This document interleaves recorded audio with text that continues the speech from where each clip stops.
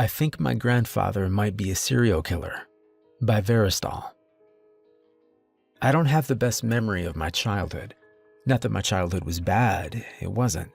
But I just don't remember that much of it compared to a lot of people. My grandfather always stood out to me, which was strange, because he was never around very much. The few times that he came around for Christmas or some other family occasion, he seemed a kind but serious man. I remember him talking to me and showing me coin tricks, and I liked the sound of his deep, rumbling voice as he told me stories about far-off lands and fantastic creatures. I remembered liking him and feeling sorry for him, because underneath it all, he seemed very sad and tired. I knew that my grandmother had died not long before I was born, so I always imagined that was a lot of why he was sad. I say this all to explain that I had a limited but positive idea of my grandfather before a few days ago. Last month, my parents were killed in a car accident coming back from a movie. I live 2 states away, but as their only child and closest relatives, I got the call. The next few hours were a haze of travel and crying and shock. But I know that when I got to the hospital, my grandfather was there. Even as an adult, I was amazed at how large a man he was. And when he swept me up in his quiet hug, I cried against him for several minutes, welcoming the comfort. We did the funeral arrangements together and agreed that we would come back in a few weeks to go through all of their things and get the house ready to sell. He'd already made clear that regardless of whether they had a will or not, he wanted everything to go to me, but he would be happy to help and get to know his grandson a little better. The funerals went well, as far as those kind of things go, and I went back to my life. Last week, I got a call from my grandfather, and we agreed to meet up this past weekend to start going through all of their belongings. I got to the house on Sunday morning, and the last couple of days have been a bit sad at times, but they've been a lot of fun as well. My grandfather is much like I remember him, a serious but kind man that enjoys talking and telling stories. And he has actual conversations with you rather than just taking turns monologuing, which is a rare commodity in my experience with older people or people in general nowadays. He wanted to know about my work, if I had a girlfriend, if I liked the area I lived in. He told me some about his days in the army as a medic, and then his time as a doctor. I knew he had been a pretty famous surgeon at one point, but that mostly stopped after his wife died. He still had a small practice and would sometimes publish academic articles, but he had saved much of the money from his early career as a surgeon, so he was comfortable enough financially that he could do what he wanted for the most part. Much of our time was spent busy and in separate parts of the house or garage, so we would largely talk at meals and in the evening hours before bed. By the second night, we were more comfortable with each other, and that's when my grandfather started talking about his wife. Even now, some 30 years after her death, it was clear how much he loved her and missed her. He started off by telling a story that involved her only peripherally, but soon he was just telling things about her. Funny stories, tales that illustrated how smart or good she was, little sayings she used to have. It was sentimental, but it was so genuine and heartfelt that I wasn't uncomfortable. Seeing how much he loved her made me love both of them more. I had no sooner finished that thought when his expression turned darker, like a ship entering sudden storms. He started talking about how she was taken from him, how that man, that thing, had killed her. I just listened, but internally I was wondering where all this was coming from. As far as I knew, my grandmother had been killed by a drunk driver. While that was terrible, he was making it sound like it was something else, like she had been intentionally murdered in some way. It was all pretty vague, but I could still see when he realized he was saying something more than he intended. He looked embarrassed and apologized for rambling on, making some passing remark about how he had become the old man at the mall that will talk for hours about nothing. I laughed and was going to reassure him that I was enjoying it, but he was already on his feet and looking at his watch. He had to be going, he said. Had to run into town to take care of a couple of things before it got too late, but he'd see me in the morning. I found this all very strange for a couple of reasons. First, we had just gone to town earlier that day and bought supplies and groceries to last at least a couple more days. Second, it was nearing 10 o'clock, and aside from a gas station or bar, I doubted much would be open in the closest town, which was relatively small and a good 30 minutes away. Still, he was a grown man and my elder, and it was none of my business where he went or what he did. Maybe he just wanted to go off and be by himself after talking about his wife so much. In any case, I said goodnight and he headed out. A minute later, I heard his giant SUV rumble to life outside and trundle its way out into the night. I went to bed, but though I was tired, I had trouble falling asleep. Part of it was sleeping in a strange place. This house had not been our house when I was growing up, so aside from visits, I had never slept here for long. Part of it was worrying about my grandfather. My bed was next to a window on the upper floor, so periodically I would peek out to see if I saw any sign of his return. The moon wasn't full, but was still bright enough to shine off the lawn and the trees that grew thick as they became woods and then forest. It was beautiful, and I knew my parents had loved it here.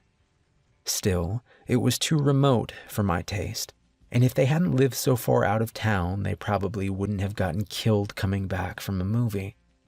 The thought made me angry, so I pushed it aside. Picking up my tablet, I started reading, and before I knew it, I was asleep. I'm not sure if it was the rumbling engine, the squeak of my grandfather's driver's side door, or some internal sense that something had changed, but I woke up some time later and looked out the window again. I saw my grandfather standing at the rear of his SUV, looking around for several seconds before opening the back hatch. At first I couldn't see anything due to the angle, but when he reached in and started pulling out the body, I saw more than I wanted. It was a woman, and as I watched, he pulled her out enough to pick her up in his arms and began carrying her into the trees. I know it was nighttime, and there was a distance of probably 50 yards, but I could see it all very clearly. And with her hanging arms and lolling head, it was also clear that the woman was either deeply unconscious or dead. I felt panic well up in my chest. I didn't know what to do. Should I call 911? What if I had been mistaken or he was trying to help her? Maybe she was drunk. But if he was trying to help her, wouldn't he either carry her to a hospital or at least brought her inside rather than carrying her into the woods?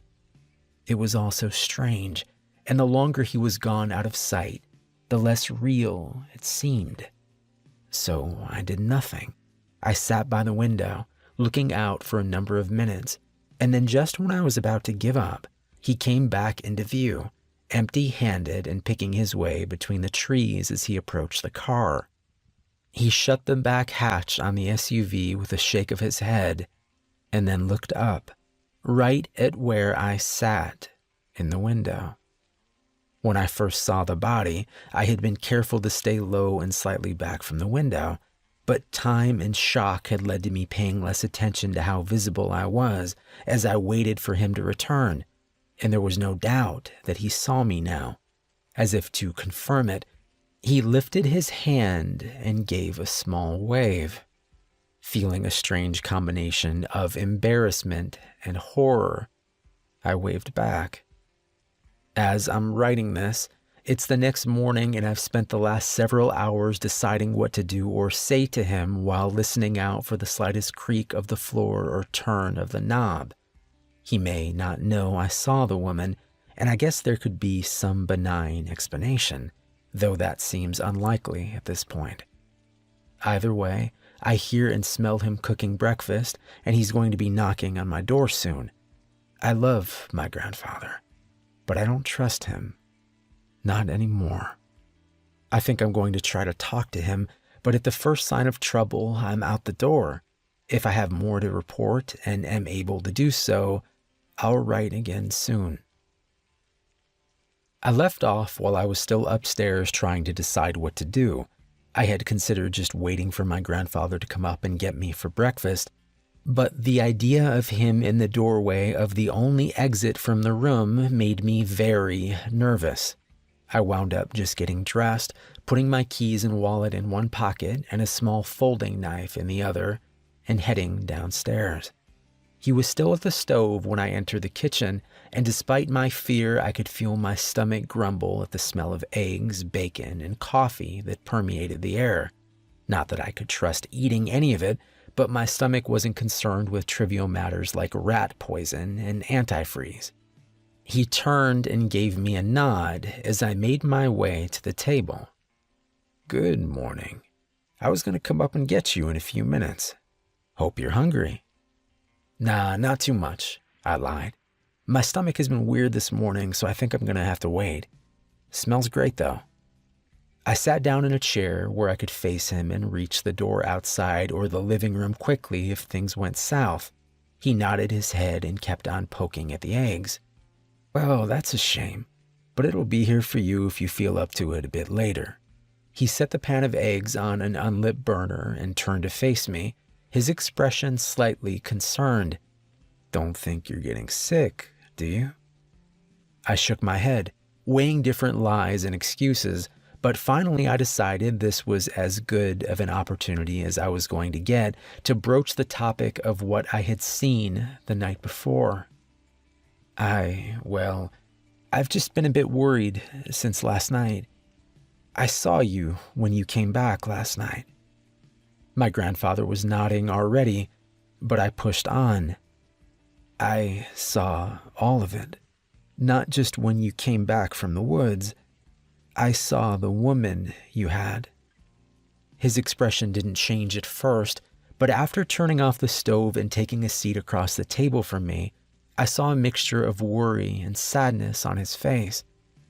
"I thought you most likely had, and I know how something like that must look. I didn't want to frighten you by approaching you about it, and if I'm honest, I was hoping you had missed the first part. Not the way I wanted you to find out about all this." He rubbed his mouth and gave a nervous smile. "Still, I was half afraid you'd be gone when I got up this morning, or that there'd be police out there. I know you can't trust me right now, but giving me the chance to explain means a lot to me." I nodded.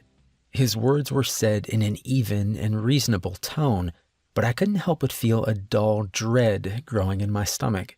A part of me had hoped he would deny everything and convince me it was a dream or a mistake. Instead, he was confirming that it happened, and I'd be lying if I said he wasn't intimidating even in his kindest moments. He was very intelligent and half a foot taller than me, and the last couple of days had been proof enough that age had slowed him very little. Last night he had carried that woman without any signs of real effort, carried her lifeless body out into the dark, come back to me. I know this is frightening. I can tell you that you have no reason to be afraid of me, but how much is that worth right now? Very little, I suspect. So let me explain as best I can. All I ask is that you listen to the entire thing, and if at the end of it, if you want to call the police or leave or whatever you think is best, I will fully cooperate. But I need you to hear the entire thing, because some of it is going to sound very strange at first. Okay? I leaned back in my chair, my head pounding. This was the point where I had to make a decision to give him a chance or not, whether to risk myself even more or not. On the one hand, I could run and call the cops. On the other, I could hear him out, and in theory, still do that if I didn't like or believe what he told me. Still, where did we put the tape? When he raised an eyebrow, I shrugged. I'll hear you out, but I want you taped to that chair before we start. I can't risk this being a trick or you deciding it's not going your way and you want to attack me." I could see the hurt in his eyes, but I pushed past it. "I want to believe you, to trust you, but you know it's the smart thing to do on my end." He nodded. "It is. I'm proud of you for thinking of it. I just hate it comes to that. But that's my fault, not yours. It's in the living room, I think on the table by the sofa." Standing up slowly, I backed into the living room and grabbed the tape, fearful for the 5 seconds he was out of sight. But he was waiting in the same spot when I came back in, and he sat still while I put layers of tape around his chest and arms, securing him firmly to the back of the wooden chair he sat in.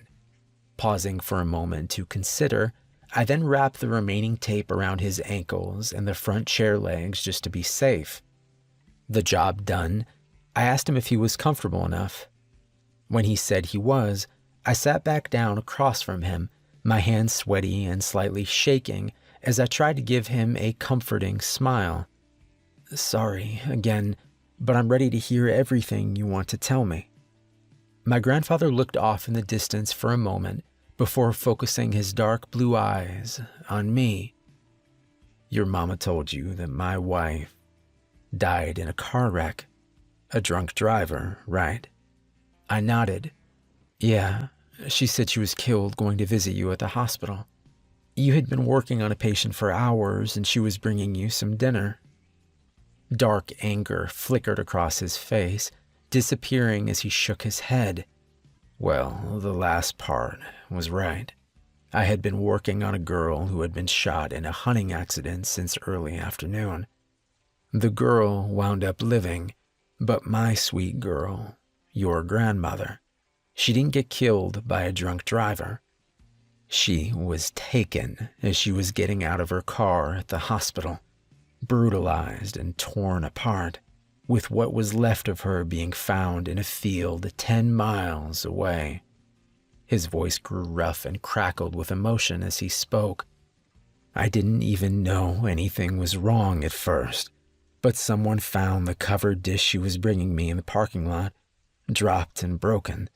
They figured out it was her car and then they came to me. I had just finished the surgery an hour earlier, but still had another 5 hours on my shift. So I went to take a nap, thinking she would wake me up when she got there. Instead, it was one of the admins asking if I had seen my wife that evening." He spread his hands out on the table, long-fingered and steady even at his age. Staring at them, he continued, "Your grandmother was a smart woman, a good woman. Sure, things were safer back then than they are now, but it wasn't like no one ever got hurt or killed. Even in a smaller town like we lived in, it happened. But she had no real enemies, and she was always careful when she traveled anywhere. My point is that no one would have easily gotten a jump on her. The police said at first that it could just be a misunderstanding, or she could have just decided to leave, as stupid as that sounded. I spent all night looking for her, terrified and half out of my mind. By the next morning, the police were there with me. It was just before noon when they found her body in that field. I made the mistake of going to the scene. I had told myself that I was used to blood, to everything a body could show, and that I owed it to her to see how she died. It was beyond anything I imagined. One arm and the opposite leg had been torn completely off, and her torso had been stretched to such a degree that, well, it didn't look like a person at all. And that was actually better, because it made it seem unreal. But then I saw her long, light, brown hair. I'd always loved her hair so much, and even attached to the shattered ruin of her face, I knew it anywhere.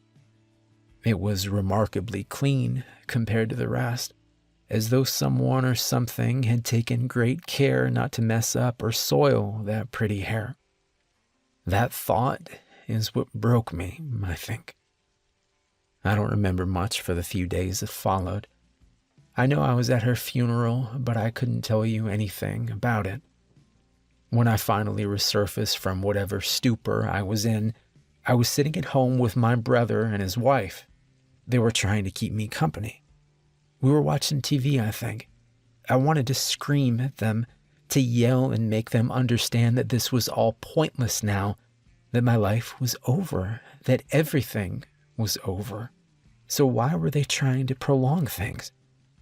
Instead, I just told them that I appreciated their help and attention, but that I knew they needed to be getting back home and I needed time to myself.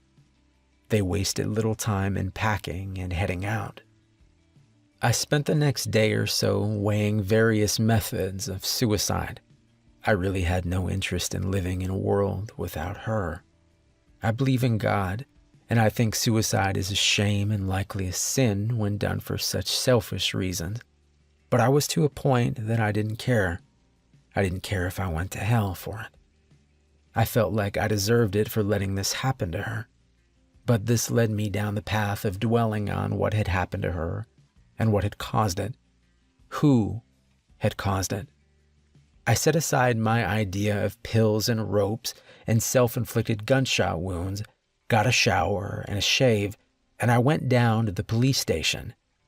Over the next few weeks, I continued to harass and harangue them, pushing them to do more while understanding there was little likely more they could do. They had looked for witnesses. There were none. They had looked for evidence of how the attack was committed and had only come up with injuries caused by indeterminate blunt and serrated objects. There were no cameras at the hospital until 3 years later, and this was before the age of cell phones to track. After bullying them with a threatened lawsuit, I obtained copies of all their photos and reports. I pored through them but found little more of note. The parking lot was paved, so there were no tire tracks to follow, and no tire or shoe tracks had been found near the field where she was killed. Something about the parking lot stuck out to me, but I wasn't sure what it was at first. After 2 days of looking at everything, it hit me. The hospital had a separate parking lot for doctors and surgical staff that was blocked by a mechanical arm and a keypad. Rebecca had the passcode, so she had parked there when she was taken. The parking lot was on the far rear of the hospital, not visible from the road and without any hospital roads or paths that would make it a thoroughfare for a casual passerby. What were the odds that someone had just happened upon her as they went by, or decided to wait in a relatively small and quiet parking lot for hours until they had a chance to snatch someone? I decided it seemed unlikely. In retrospect, I know it was certainly possible I could have been wrong, but at the time I needed answers, and I decided focusing on someone who worked in the hospital and or had access to the parking lot like my wife was the best course of action. Among all the complaints I might have had about the investigation of Rebecca's murder, I would never have made it farther without them. One of the detectives had pulled a tissue sample from under her fingernails and had sent it to be tested if they ever got something to compare it to. Understand this was 1986 and DNA testing was brand new. It wasn't even an option at the state crime labs at the time, and the likelihood of that sample ever being of use was small to none. But I still had to actually file a lawsuit to get the sample back so I could send it to Daniel Church, a friend of mine from med school that had gone on to work at one of the foremost labs for DNA in the country. He couldn't do tests for me officially, but he knew what I was going through and agreed to help as much as he could in an unofficial capacity. The main thing that he needed was viable samples from a suspect for comparison. Fortunately, that was the easy part. Hospital policy required all operating room doctors and staff to have semi-annual blood work both as a check for any substance abuse issues, as well as a screening mechanism for any potential infectious disease. After testing, the remainder of those samples were stored until the next round of tests 6 months later. The tests weren't all done at once, of course, but at any given time there were 23 samples cooling in a fridge in the serology lab. So I pulled some from each of them and sent them to church. He called me 2 days later, his tone grave. He asked where I'd gotten so many samples so quickly and what I was getting him into. I told him I wasn't getting him into anything. At most, he was running some DNA tests with no indication of who was being tested or why. And if anyone ever asked me, I hadn't seen or heard of him since we graduated 15 years earlier.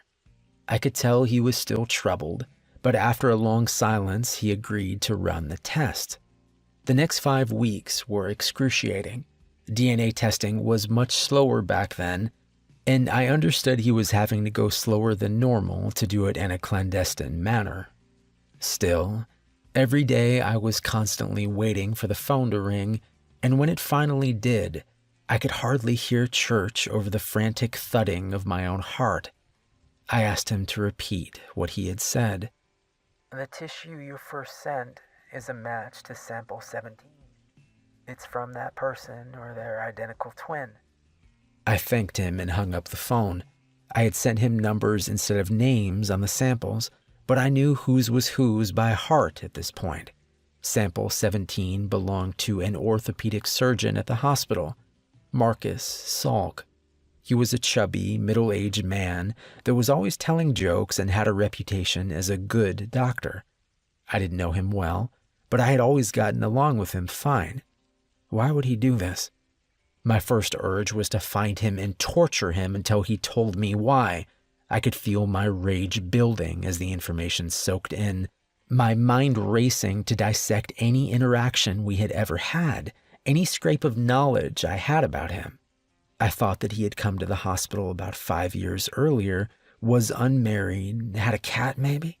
I realized how little I knew and how I needed to learn more before I committed to an act and either hurt the wrong person or gave them an unintentional means of escape. That's when I began studying Marcus Salk. I weighed my options for learning more about Salk. Trying to become closer to him personally was too risky, because if he was actually the man who killed your grandmother Rebecca, he would be looking at me closely for any signs that I suspected him. I was never an overly social person to begin with, so suddenly trying to buddy up to him would stand out, and I also didn't want to be tied any closer to a person that may soon go missing.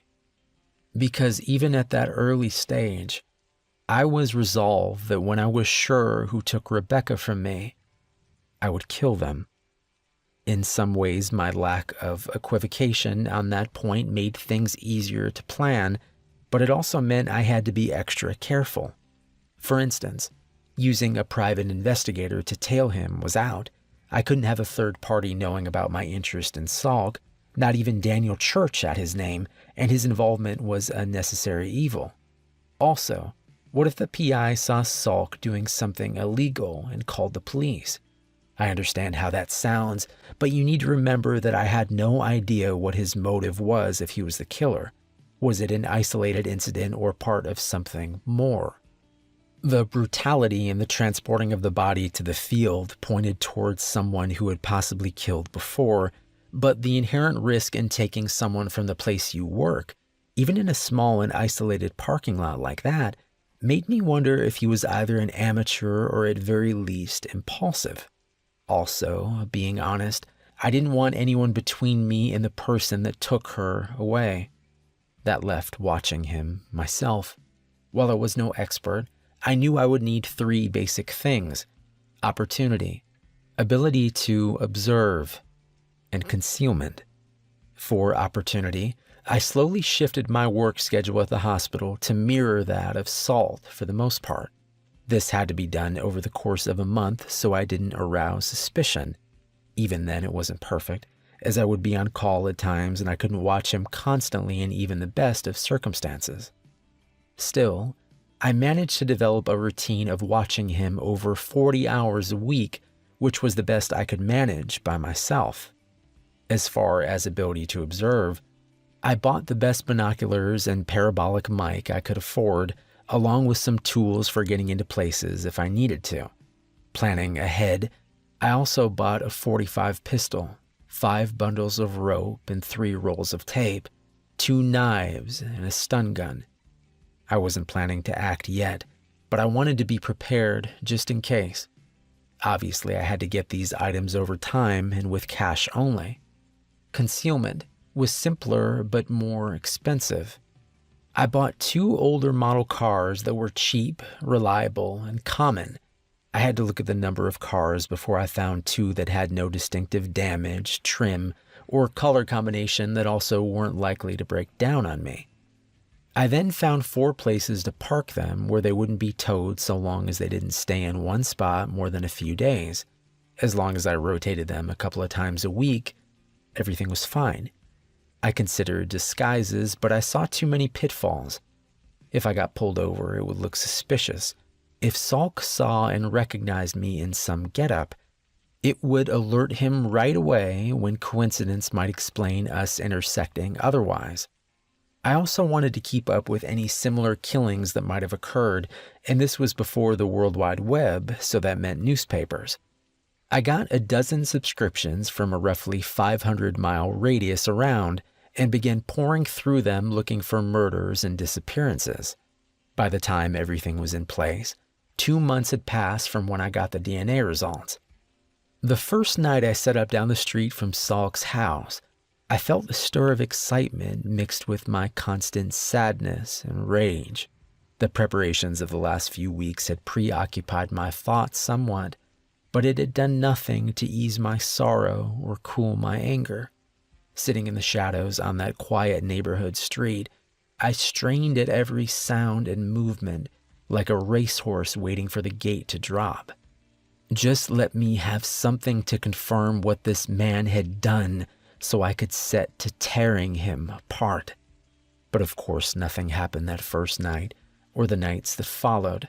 I would trail him from his home to the store, to the movies, to a coffee shop, where a bored girl 20 years younger than him tried to gamely fend off his awkward flirtations. Between the binoculars and the mic, I could see and hear a surprising amount, and as time went on, I got better at positioning myself at the best angles while hopefully staying inconspicuous.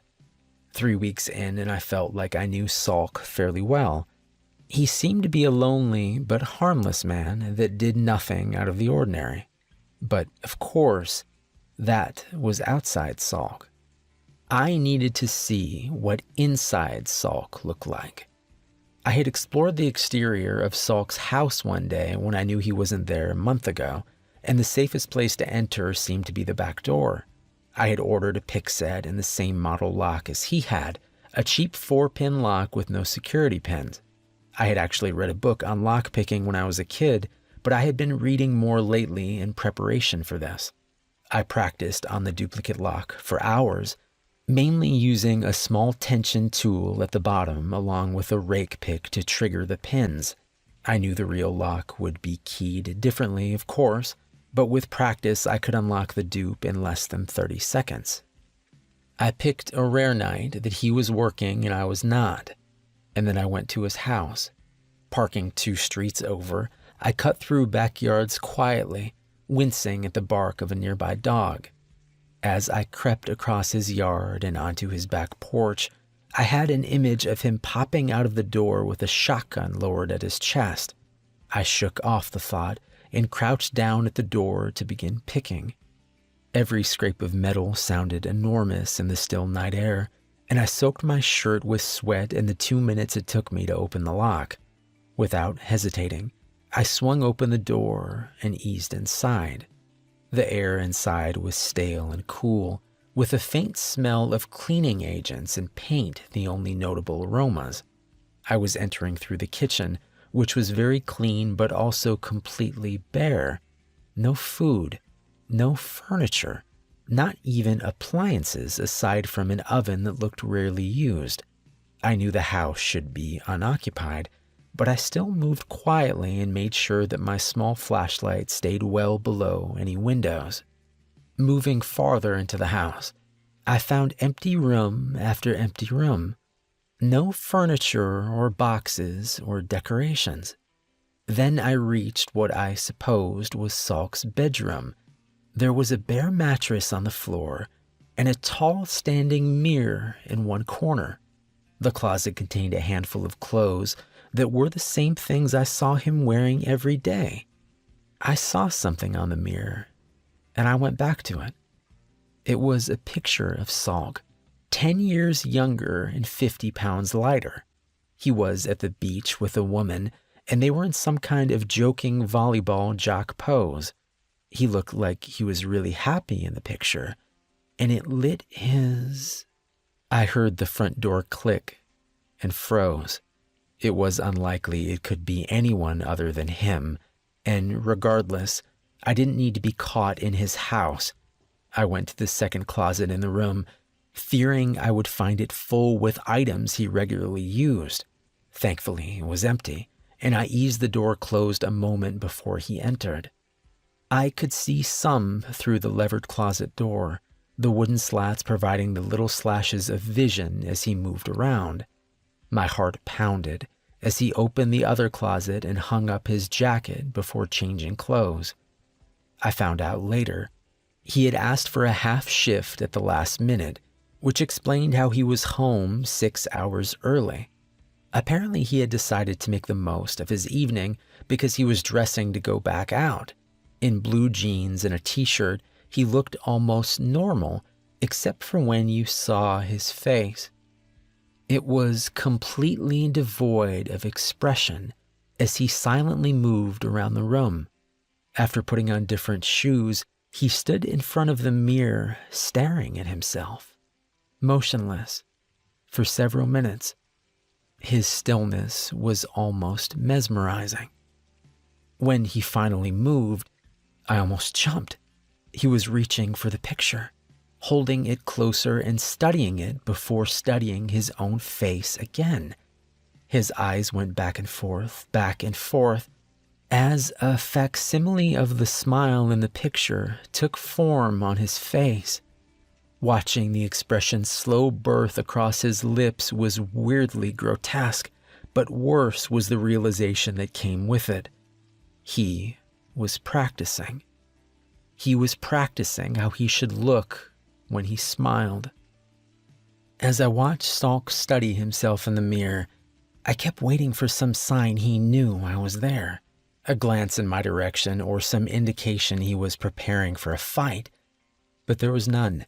He continued to practice smiling for a few more moments, and then he replaced the photo on the mirror and left the room. When I heard the front door open and shut again, I assumed he'd left.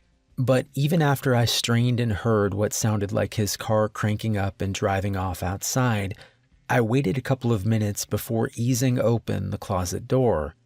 I was tight with tension, with every creak of the floor sounding like a gunshot in my ears. I crept to the back door, constantly looking around for some sign that Salk had silently doubled back to trick me into thinking he had left. But no, he seemed to truly be gone. Peeking out the back door window, I made my way out onto the back porch and across his yard. When I was back to my car, I drove around to a street and Salk's car was gone. I had no way of knowing where he had went, but I decided that was okay. While I didn't have definitive evidence he was a killer yet, the strangeness I had observed that night made the idea a lot more credible. Tired, I went home and tried to get some sleep with little luck. 2 days later, I received one of my distant newspaper deliveries. A 20-year-old girl had gone missing the night I had been in Salk's house, and he had left for parts unknown. It was nearly 200 miles away from here, but based on the timeline of when she was last seen, he would have had plenty of time to get there if it was him. Even not knowing if he were to blame, I felt terrible, responsible. If I had done better, been smarter, I could have stopped him already, or at least tracked him so I would know if he had gone to the girl's town or not. As it was, I was left with continuing to observe. That and trying to find out more about Marcus Salk from his past. I pulled his file in the admin office at the hospital. and found that prior to coming to our town, he had been at a hospital outside of Olathe, Kansas for a number of years. Not much other information behind his curriculum vitae, which contained nothing out of the ordinary for an orthopedic surgeon. Still, it gave me a jumping off point. I called the hospital in Kansas and worked my way to someone in human resources, telling them that I was with a large medical practice in Seattle that was considering extending an offer to a former doctor there and was checking through his references as part of the potential hiring process. The woman on the phone was friendly from the start, but I could tell there was a brief hesitation and change of tone when I mentioned the person in question was Dr. Salk. Well, I can put you in touch with the chief of staff if you want. He was chief back when Marcus was here too, so he can talk more about what kind of doctor he was. But I shouldn't say anything. Her desire to gossip was almost palpable.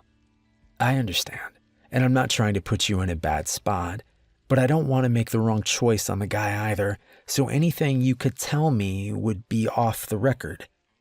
But it'd be a big help if you could give me any insight you have into him.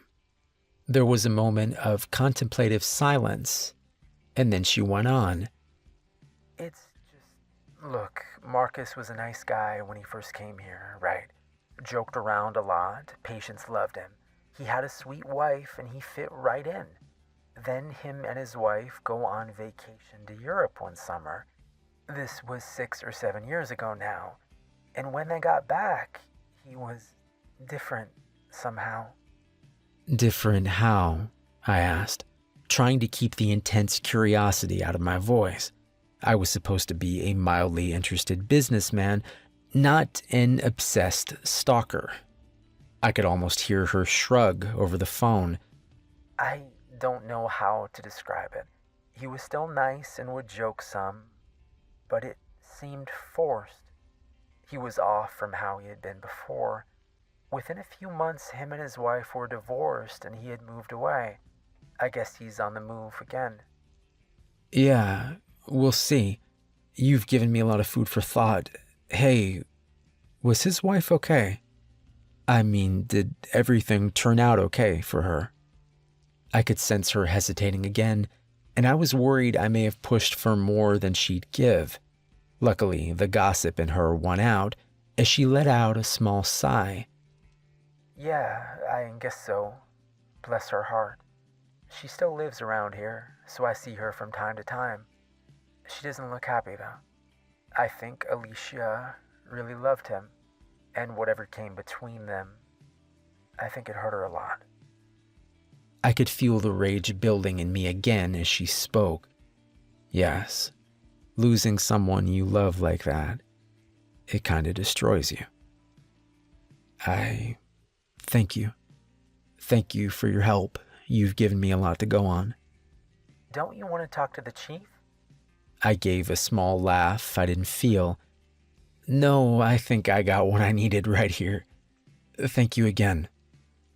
When I hung up the phone, I sat with my head in my hands for some time.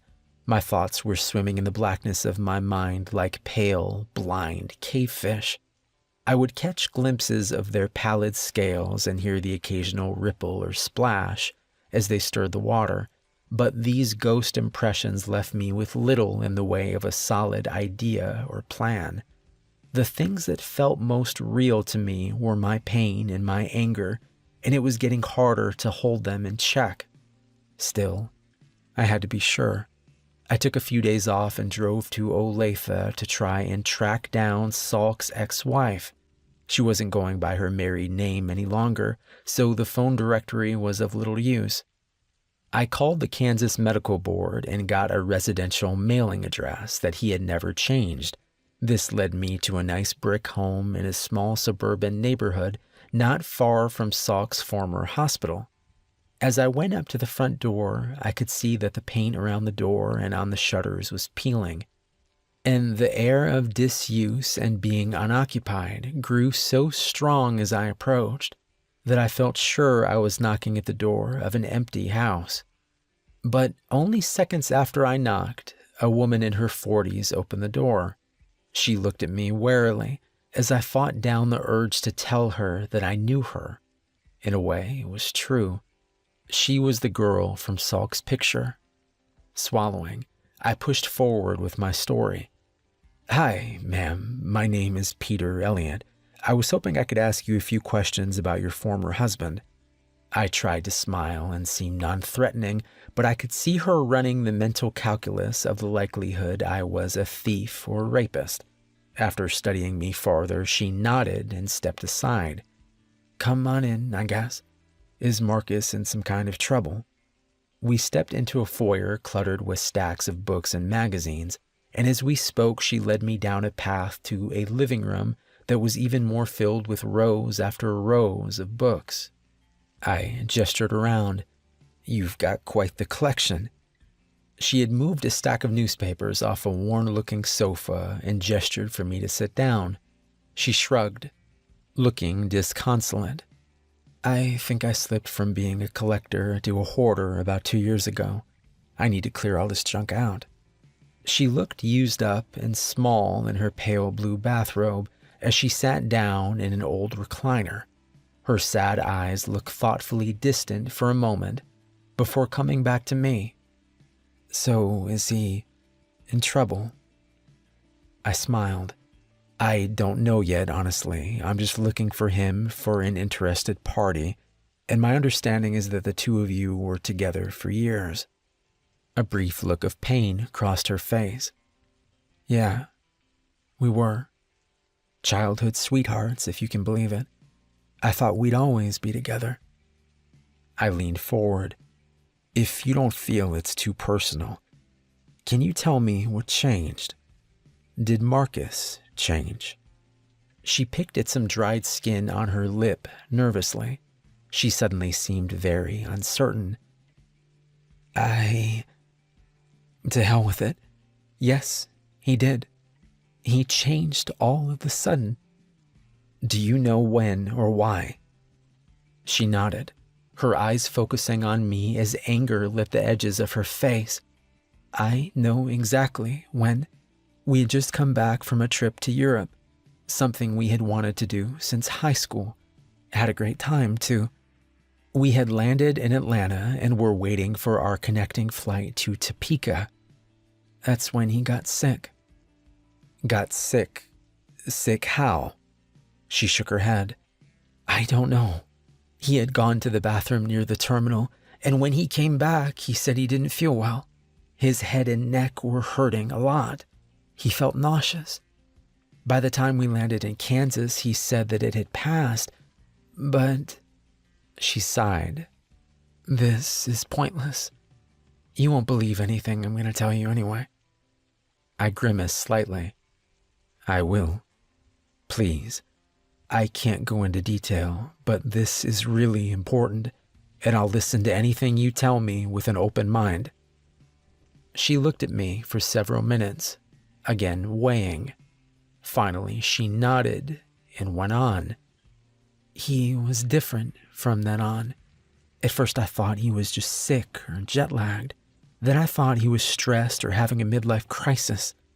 But those were all just excuses, really. Because I was thinking it from the night we got home from the airport. Thinking what? That it wasn't Marcus anymore. She held up a hand. I know how that sounds, believe me. But I knew that man. I had known him and loved him since I was 10. It was like whatever happened between us landing in Atlanta and taking back off, it swallowed him up. He still sounded like Marcus, and I could see him trying to act like him, but it was wrong somehow. False. It felt like someone who knew a lot about Marcus was trying to impersonate him. She gave a harsh laugh. I swear to God, he even smelled different. I told my mother that, and she set me up with a therapist right away. I didn't know what to do with all this. What she was saying was incredible, in the literal sense of the word, but I found myself believing her. Even if she was wrong, I didn't think she was lying to me. So, what are you saying? You don't think it was him anymore? What does that mean? I don't know, believe me. I've spent years wondering about it and I still don't know the answer. But something changed, and it's not in the normal oh people change way. He was not right. I would see him sometimes when he didn't know I was around, and he was entirely different. His face would be slack. His eyes would be dead. He looked like some kind of terrible doll. I thought about the night in the closet and suppressed a shudder. Was he ever violent or abusive towards you? She shook her head. No, never. Never said a harsh word to me. Actually had less of a temper than he had before, but he'd always been sweet back when he was himself, too. She rubbed at her eyes for a moment before continuing. But it didn't matter. I tried talking to him about it at first, tried to see if I could help, but when I finally accepted that it wasn't him anymore, I found myself just getting more and more withdrawn, more and more afraid of him. What made you afraid of him? She stood up, jamming her hands in her pockets of her robe as she began to pace around the open patches of floor in the room. Have you ever been to an aquarium with sharks? I nodded. You know how they'll swim by, looking at you all calm and placid, but you know that behind that black eye, they aren't calm or placid. They're just not ready to eat you yet, and they know there's glass in the way. That's the way I came to feel when Marcus was here. He would glide around me silently in the mornings and at night, his eyes seeing and not seeing me at the same time. And he was always calm, always grinning his fake shark grin. And maybe it was my imagination, but I felt like whatever hunger he had, it was growing. And the glass holding him back was getting thinner. I realized I had been holding my breath, and I let it out. So you divorced him. She gave a small, sad smile as she sat back down. Yes, it was very easy. I told him I wanted a divorce. He said that sounded just fine, and he moved out the same day. Aside from signing papers in a lawyer's office, I never saw him again. Okay, but why did you stay here? Stay in the same house? Weren't you worried he might come back? Her smile grew slightly. Well, that's the thing, isn't it? On the one hand, yes, I'm scared of seeing Marcus showing back up one day. But what if it was the real Marcus that came back? What if I had moved, changed my name, made sure he couldn't find me, and then it was the real Marcus, somehow back as randomly as he was taken away, and he came looking for me? What if he couldn't find me? Her voice grew thick at the end, and I reached out to grasp her shoulder. I didn't have any real words of comfort or wisdom for her, and being around her pain just reminded me of my own. Standing, I looked down at the girl that had once been Alicia Salk. It made me hate Marcus even more to see what he had done to her. I don't have any easy answers for you, Alicia. I don't think that Marcus, your Marcus, is coming back. I don't know if that helps or hurts you, but maybe it'll make it easier for you to move on. She looked up, her expression bitter. It doesn't help, and I know you mean well, but I'd like you to leave. I nodded and headed outside. I turned to say goodbye, but the door was already closed behind me. When I got back home the following morning, I found a follow-up article on the missing girl. She had been found behind a middle school a few miles away from where she was abducted, and she had been torn apart. Sound travels farther in cold weather. It's called refraction. Essentially, the sound waves that are in the higher, warmer air that is farther from cold ground move faster through the more excited air molecules and get pushed back downward, so sound gets amplified closer to the ground. I knew that at the time, though I didn't learn the science behind it until later. That night, I was just wondering how far away the screams of the little boy were coming from. It had been 5 weeks since I'd returned from Olathe, and in that time I had found out little new beyond some information about the last girl who had been killed. A pretty blonde girl in her sophomore year of college.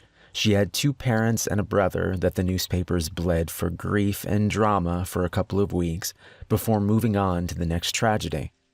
But it wasn't over for them. It would never be over for any of us. It would have been an easy thing to add their imagined pain to my own and use it all as the justification I needed to end this now, to end him now. But for all my circumstantial evidence, I had nothing definitive. Even the DNA from your grandmother's nails, while compelling, didn't eliminate any other explanation. And given what I intended on doing to him, I needed to be sure. I had stayed busy in the intervening weeks, both in surveilling Salk in my work, as well as in more fully preparing for when I finally took him, if it came to that. I purchased, again, slowly and with great discretion, a variety of medical supplies and tools. I found an old moving truck from a defunct company that I got cheap with cash. The container body of that truck is where I set up Salk's room. I bolted a table to the floor and attached straps and chains to it. I attached lights to the interior corners of the container and added a row of shelves and a chair to one side. I even welded an IV stand to the wall so I could keep him fed with whatever cocktail of saline and drugs I needed to keep him alive. I planned on torturing him for a long time, and I didn't want him dying from shock or infection. I told myself I was going to do all these things to get information, to get answers to the hows and whys of what he had done, but that was only partially true. In my heart of hearts, I knew I was going to do it whether he gave me answers or not. I hated that part of myself, but if I was going to control it, I had to accept it. So I prepared the room Salk would slowly die in, while salving my conscience with the knowledge that I was being thorough and fair before I took him. Of course, that's not how things played out. One night, the night of the screams and so much more, I was watching Salk's house with the dull-eyed enthusiasm of a sentry who always guards the same post. I had been there for close to 8 hours and was close to packing it up to go get some rest when Salk suddenly came out of his house and got in his car. This was strange for him.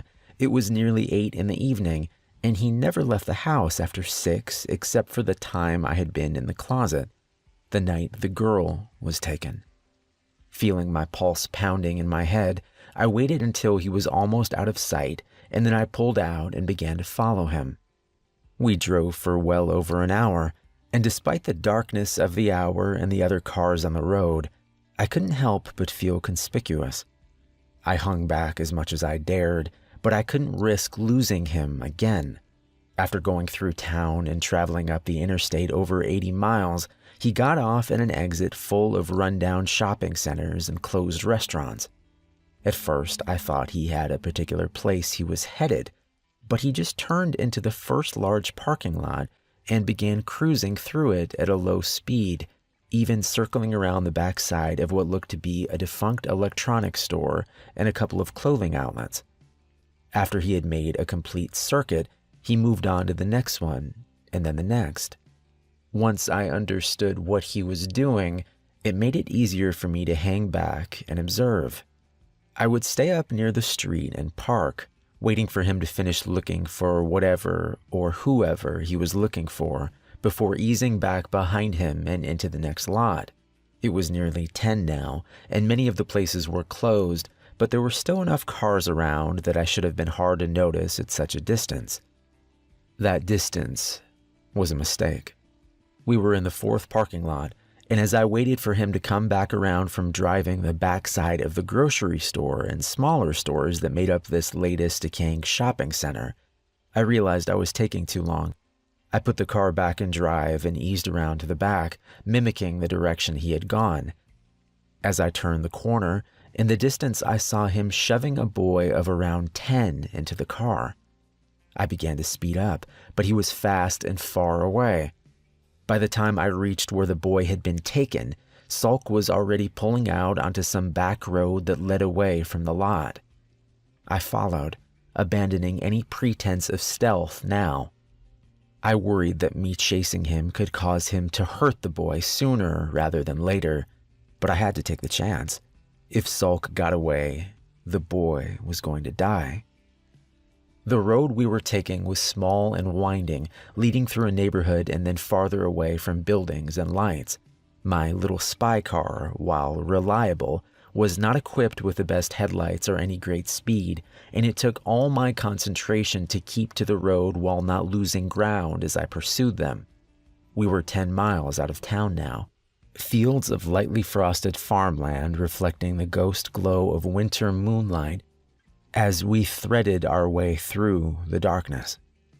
We passed a home that was brightly lit with twinkling colored lights and molded plastic reindeer, and it occurred to me that Christmas had been the week before and I hadn't noticed. Farmland began to give way to woods, and I noticed with rising panic that I was running low on gas, enough to get back to town, to get the boy help, but just barely. This needed to end now. I stomped the pedal as far down as it would go, and the car jumped forward with a protesting whine. I wasn't sure how long I could maintain this speed without wrecking or the engine blowing up, but I didn't need long. Gripping the wheel tightly, I readied myself as the nose of my car reached within a foot of Salk's back bumper. At the next curve, I moved into the left lane long enough to gain half a length more, then swung the front fender of my car into his back tire. The effect was immediate. He began to spin out, but then so did I. I tried to regain control of the car, but it was too late. I jumped the shallow ditch on the right side of the road, and then everything went dark. When I woke up, my car was somehow still running, its hood crumpled from going head-on into a medium-sized maple tree. Judging by the car clock, only a few minutes had passed, but that was more than enough time for Salk to get away. I tried to look out my window, but it was fogged up beyond any visibility, so I just opened the door and slowly got out. My head was swimmy, and I had a small gash where I'd hit my head on the steering wheel, but otherwise I seemed okay. Steadying myself against the car, I looked around and saw Salk's car wrecked in the far deeper left ditch 50 feet down the road. The front doors to the car were open, and there was no sign of anyone. I started making my way up the road to the car, and it didn't take long before I saw the drag marks leading away into the woods. I patted my pockets. I had my gun and a folding knife on me, and that would have to do. Following the path wasn't hard at first, with the moonlight throwing the thick ravines of ice, snow, and dirt into sharp relief. As I got deeper into the woods, however, the shadows and undergrowth began to slow my progress. That's when the boy began screaming. I picked up my pace again, moving at a loping, unsteady run as I tried to gauge direction through a combination of sight and sound. The boy's cries were becoming louder, but they were also becoming more shrill and frantic as they moved from fear into terror. I pushed through a last thick stand of pines, and then I saw why the boy was screaming. This is where I have to ask for your patience more than anything that's come before. I understand I'm giving you a great deal of detail to explain everything fully, but despite the strangeness of much of it, I don't know that anything so far has fallen entirely outside of what you understand as possible. This next part, I will do my best to describe it, but you need to understand that I will fail to really do it justice, and it will sound unbelievable. Just try to bear with me as best you can. I pushed through those trees and stumbled into a small clearing, the cold white moonlight shining down like a spotlight over the scene. The boy, He looked closer to 8 now that I was closer, was down on his back and trying to scramble away from the thing towering over him. Salk was nowhere to be seen. As for the thing itself, it stood on 2 legs and was half again as big as a man. From behind, I could see its legs were digitigrade, like the legs of a dog or cat, though they reminded me more of rat legs. It had no tail, I could see, but just relatively small hips that swiftly expanded into a large, muscular torso. The back of the torso was largely covered with matted gray hair, though it became patchy and seemed to transition into some kind of black chitin as it moved towards the head. I took all of this in quickly and while still moving forward slowly. Then it turned to face me. Its head was a strange mix of reptile and insect, reminding me of a cross between a large beetle and a snake. A hard black shell hooded a long face set with burning yellow eyes and a mouth full of long, curved teeth. The strangest thing about it was its arms. They were different from each other. One was heavy and thick, made out of that same black material and shaped like some kind of savage club that tapered to a spiky lump at the end. The other was a slender, furry hand with fingers that were long and almost graceful looking, each tip punctuated by a hooked claw. As it regarded me, I involuntarily took a step back. My mind was having trouble reconciling what it was seeing. How was I supposed to deal with something like this? Still, I had to try. I fumbled and pulled the gun from my coat pocket, leveled it at the creature, and fired. I saw the round strike just before hearing the wet thudding sound it made. The creature seemed unfazed. I fired again and again. I emptied 13 rounds into that thing, and it didn't stagger, didn't bleed. It just took it without complaint. Then I realized it was making a sound after all. It was low at first, and I couldn't identify it. When I did, I felt my bowels loosen. It was laughing. The sound was terrible, like wet meat and rocks being tumbled in an old dryer, but I could tell that's what it was. Whatever this thing was, it was laughing at me. I looked back to the child who had been transfixed by all of this, and I yelled for him to run. I still don't know if that is what killed him, and I try to tell myself he was going to die regardless, but as I yelled, the creature turned back to him and brought its massive club arm down on his stomach. The boy, well, he burst open. The arm was brought down a second and a third time, but he was well dead before then. The force from the blow shattering his bones and sending jets of blood and ruined flesh shooting off in streams from the point of impact. The thing turned back to me, still laughing its awful laugh, and I swear I could see that mouth of knives smiling at me. So I ran. My mind was half gone at this point, and I can't say that I was even headed back towards the road. Over the sound of blood in my ears, I could hear the terrible thudding crash of the monster pursuing me. I tried to go faster, but my vision was beginning to swim, and I found myself struggling to keep my feet. I felt more than heard its hot, ragged breath on my back, and I was turning to try to fight it off, but suddenly I was flying through the air. Pain flared through my neck and shoulders as I struck something hard, and then I was out again. When I came to, I was in a room of some kind. It looked like a basement, with cinder block walls and the musty air of disuse. The room was fairly large, stretching out into a darkness that was not illuminated by the single pool of light the overhead bulb afforded. I was tied in a chair, ropes at my wrists and ankles, bungee cord around my chest. I tried to rock the chair, but it was either very heavy or secured somehow, because it didn't budge.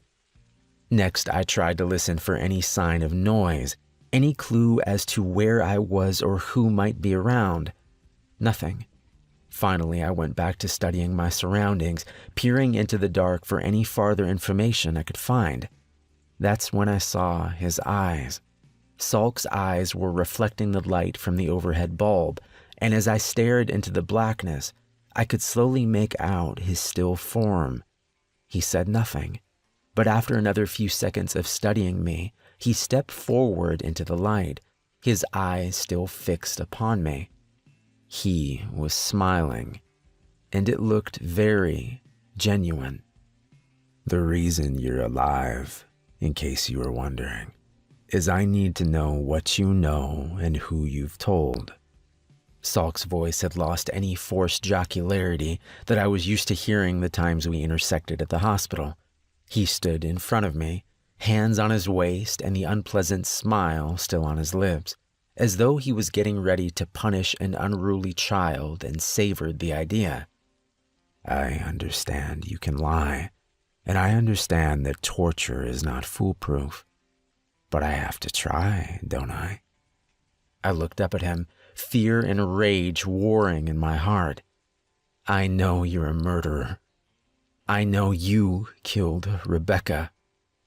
Salk gave me a fake wince as I said her name. Yeah, that was not my best choice. I knew that taking someone from where I worked was risky. But I needed someone, and she was just there. Like a gift. It was easy at the time, but hindsight is a bitch. If I had known you were going to be a super sleuth, I would have tried to hold off. He smiled again, and I was reminded of Alicia comparing him to a shark. It was apt. But let's move past that. What do you really know? I felt my jaw clenching as anger won out. Go to hell. I've told you the only thing that's important. The expression fell off Salk's face like rotten meat off a bone. Dead-eyed and silent, he bent down and began pulling off my right shoe. I tried to struggle briefly, but I didn't budge. I needed to save my energy for when I could make it count. My left wrist seemed to be slightly looser. Salk reached back into the pool of darkness surrounding us, and I heard the sound of metal being dragged across concrete a moment before the hammer came into view. He brought the hammer up to my face for a moment, but he didn't ask another question. Instead, he brought the head of the hammer down on my right pinky toe with enough force to burst the flesh and pulverize the bone. I know I screamed, but I don't remember it. I was too concerned with the bomb going off in my head as the pain reached my brain. I felt myself slip towards blackness, and then back out again. My head was spinning as I gasped for breath, and I realized I was flailing involuntarily, as though my body had decided it was time to escape regardless of any plan I might have. With great effort, I slowed my breathing and movement. It was hard to think about anything but the pain, but I had to try and hold on. I couldn't see my foot, but I could tell from the force and the spray of blood that had shot across the floor into the dark that the toe was crushed, if not torn off completely. That meant I would be slower if I had to run, but it might possibly make my foot easier to slip free if I didn't black out. Of course, that was always assuming he ever left me alone long enough for me to try before he had broken me too badly for it to matter. Salk was snapping his fingers in front of my face, his expression still blank, but his voice cold and angry. Pay attention. This is your next chance. What else do you know? I knew I needed to cooperate at least partially to minimize any danger and slow things down. Through clenched teeth, I muttered, I know you give things to that monster to kill. Or you are a monster. I don't see how you could be, but who knows? That's what else I know. He nodded. So you don't know much, it sounds like. If you're telling the truth, which you probably aren't. But still, a good start. He suddenly slammed the hammer down again on my foot a bit farther in. My world exploded into red and black, and this time I heard myself screaming for a moment before I blacked out. When I came to, Salk was just standing there, arms by his side, bloody hammer in his left hand. His eyes rolled towards me when I opened mine, but he didn't move yet, just stood there, statue-like, watching me for a while as I tried to get my thoughts together. When he spoke, his voice was still flat, but sounded lighter, as though he was happier than he had been before. Glad to see you're back. You're down 3 toes now, I'm afraid. In my expert opinion, they're beyond saving. His gaze flicked down to my feet for a moment. 2 of them are pretty much not there anymore, if I'm honest. But hopefully this is making my point. This is how much I hurt you when you cooperate. Imagine how much worse it'll be if you don't. I know how to break nearly every bone in your body without you dying from it quickly. And while I'm ill-equipped to keep you alive long-term here, I can certainly break you enough that the rot and infection that slowly kills you down in this hole will make this. He waved the hammer towards my feet like the scepter of a bored king. Seem like a pleasure. I was barely listening to what he was saying. I was too focused on trying not to look at his bloody finger. I had been watching him closely since I first woke here, and I hadn't seen any signs of him being faster or stronger than I would expect. If he typically hid some preternatural strength or agility, it seemed unlikely he would hide it now, particularly when he was trying so hard to frighten me. But it wasn't much hope by itself. Even normal Marcus Salk was perfectly capable of torturing and killing me as he was, to say nothing of that monster I had seen, whether it was tied to Salk or somehow sprang from the man himself. But then, when I woke up, as he gave his best intimidating monologue and waved his hammer around, I saw it. His right index finger was bleeding. That was the hand he was using to hold my foot when he hit it. That told me 2 things. First, he wasn't especially coordinated. Second, he could still be hurt. Ready to answer my next question? His voice remained lifeless, but it still had that lighter, almost merry edge to it. He was enjoying himself. I nodded, making a point of moving slower and more warily than I felt. Yes. Water, please. I rasped my voice as much as I could, which wasn't hard in my current condition.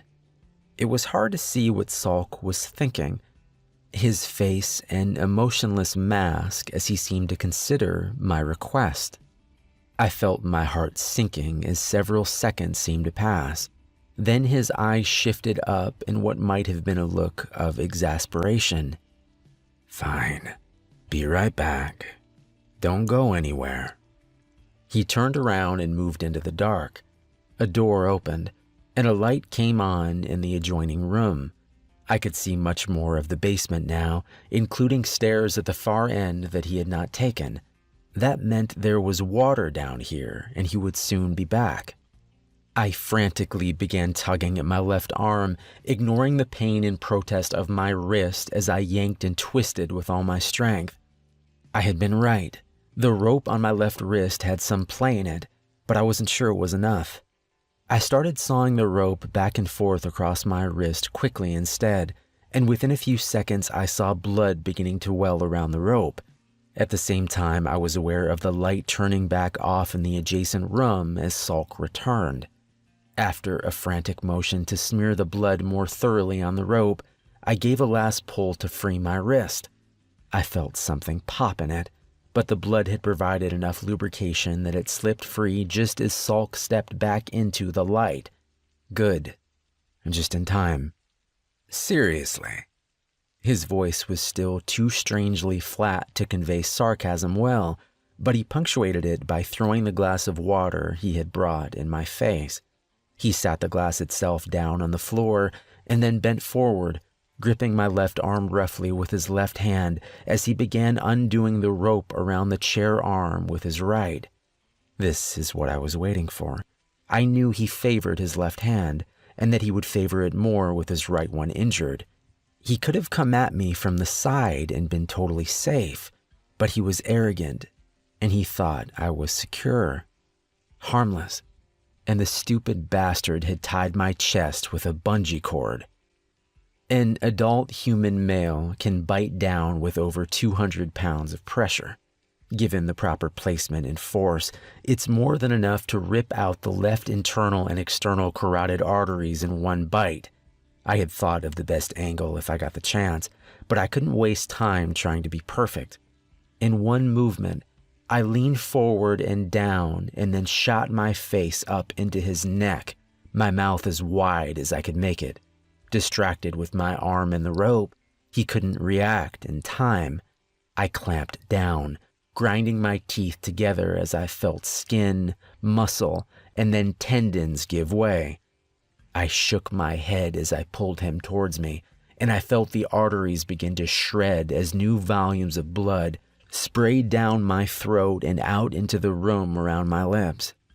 I still didn't let go, but I realized that Salk had been squealing, not really struggling or fighting back, just squealing like a dying animal. I didn't even hear it until it started to fade away.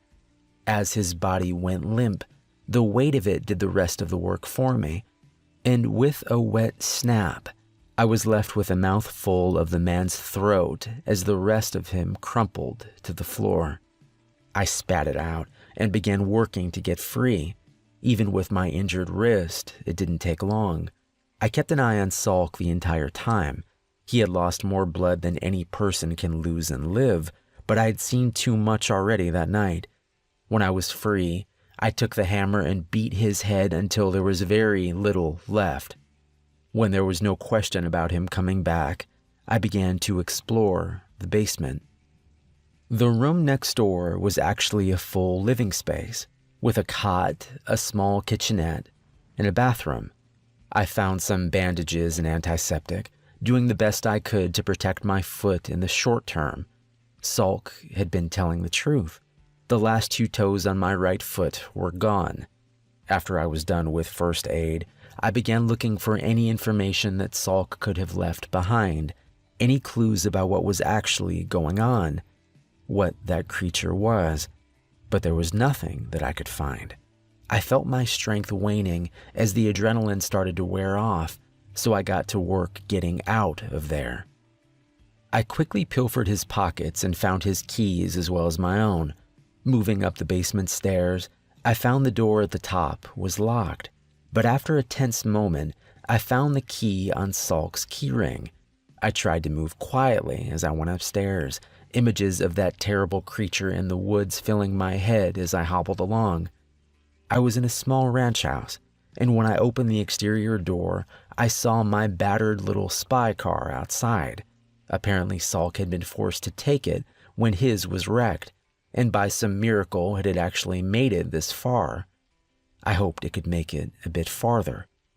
Standing in the doorway looking out, I saw I was out in the middle of nowhere. There was a dirt road leading away into the distance, but no sign of other lights from houses or cars. I could tell that the sky was starting to lighten as dawn approached, but it was of little comfort at this moment. Aside from the terrible pain, I also felt exposed in this strange place where anything could be lurking about. I quickly went back inside to spread around the contents of a gas can I had found in the basement, making sure to saturate anywhere I had traveled and Salk's body as I went. Going back outside, I tried my car and it cranked up with a groaning whine. So far, so good. I had actually forgotten to find something to light the gasoline in my addled state, but the cigarette lighter from the car and a scrounged up piece of paper from my floorboard did the trick, and in a few minutes I was driving away. Having no clue where I was, I saw the tracks on the dirt road seemed to show Salk had come from the right, so that's the direction I headed back in. Driving was awkward, as the car had no cruise control and I couldn't use my right foot to accelerate. Thankfully, it was an automatic, and while it wasn't comfortable, that inconvenience was the least of my worries. More troublesome was my consciousness, which was dipping in and out as I drove. Gritting my teeth, I bumped my right foot against the interior of the car lightly, the surge of pain making me groan but bringing me back for the moment. I had a panicked thought and looked down at the gas gauge, remembering how low I had been before the wreck. Apparently Salk had to stop and get gas to get me all the way out here, because now there was over half a tank. I had the unironic thought that it was a lucky break, and then I started crying. Not just a little, but blinding, body-racking sobs to the point that I had to pull over. I sat there in my dingy little spy car for some time weeping. Part of it was the physical and emotional toll of the last few hours, but most of it was because it was over. Salk was finally dead. And that night, as I sat tied to his chair and said that him killing Rebecca was the only thing that was important, I had meant it. The monster, the mystery, none of that mattered. He had taken my life from me, my sweet, wonderful baby, and now I had ended him. But while that was a relief in one way, it terrified me in another. For months I had been preoccupied with studying Salk, with preparing my revenge. Now that it was done, I found myself standing at the edge of my black despair, the ground weakening under my feet as the new reality set in. I had nothing left to do, nothing left to live for. Salk had taken my gun and knife, but there was still a box cutter in the glove compartment. I took it out and held it for a while, testing its feel in my palm and the accompanying idea in my mind. It was tempting, but I kept thinking of what Rebecca would want me to do, and of that terrified little boy in the moments before he died. I wasn't done. I couldn't even say whether or not killing Salk had killed the monster or if it was still out there, and I hadn't come this far to quit on any of it, myself included. I cranked back up and drove on, hitting pavement and in a small town with a hospital nearly 3 hours from home. Hold up, I said, cutting my grandfather off mid-sentence. Just stop. He frowned and nodded. We had been sitting here for over 2 hours, and as the old man talked, I had felt my anxiety grow into a kind of strange, angry fear. I stood up and began pacing to try to rid myself of some of the nervous energy I had been accumulating. So, to summarize, you killed this guy Salk, who killed your wife, and he either was this terrible beetle rat monster thing, or he was working with him. Is that the short version? I realized I was yelling, but I didn't care. My grandfather opened his mouth to respond, but I talked over him. Okay, aside from the fact of how batshit crazy that is, let's just go with it for now. Let's even say that you did kill this Salk guy, who clearly couldn't be a monster because they don't exist, but that you were justified because he really did kill Grandma. I paused to take a breath, and seeing the abject sadness on his face, I forced a calmer tone. How does any of that explain what I saw last night? What you did to that woman? I was getting to it. There's a lot you still don't understand. I shook my head.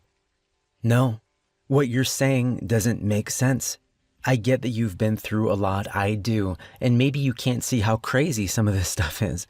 But if you really believe all this stuff, you need help.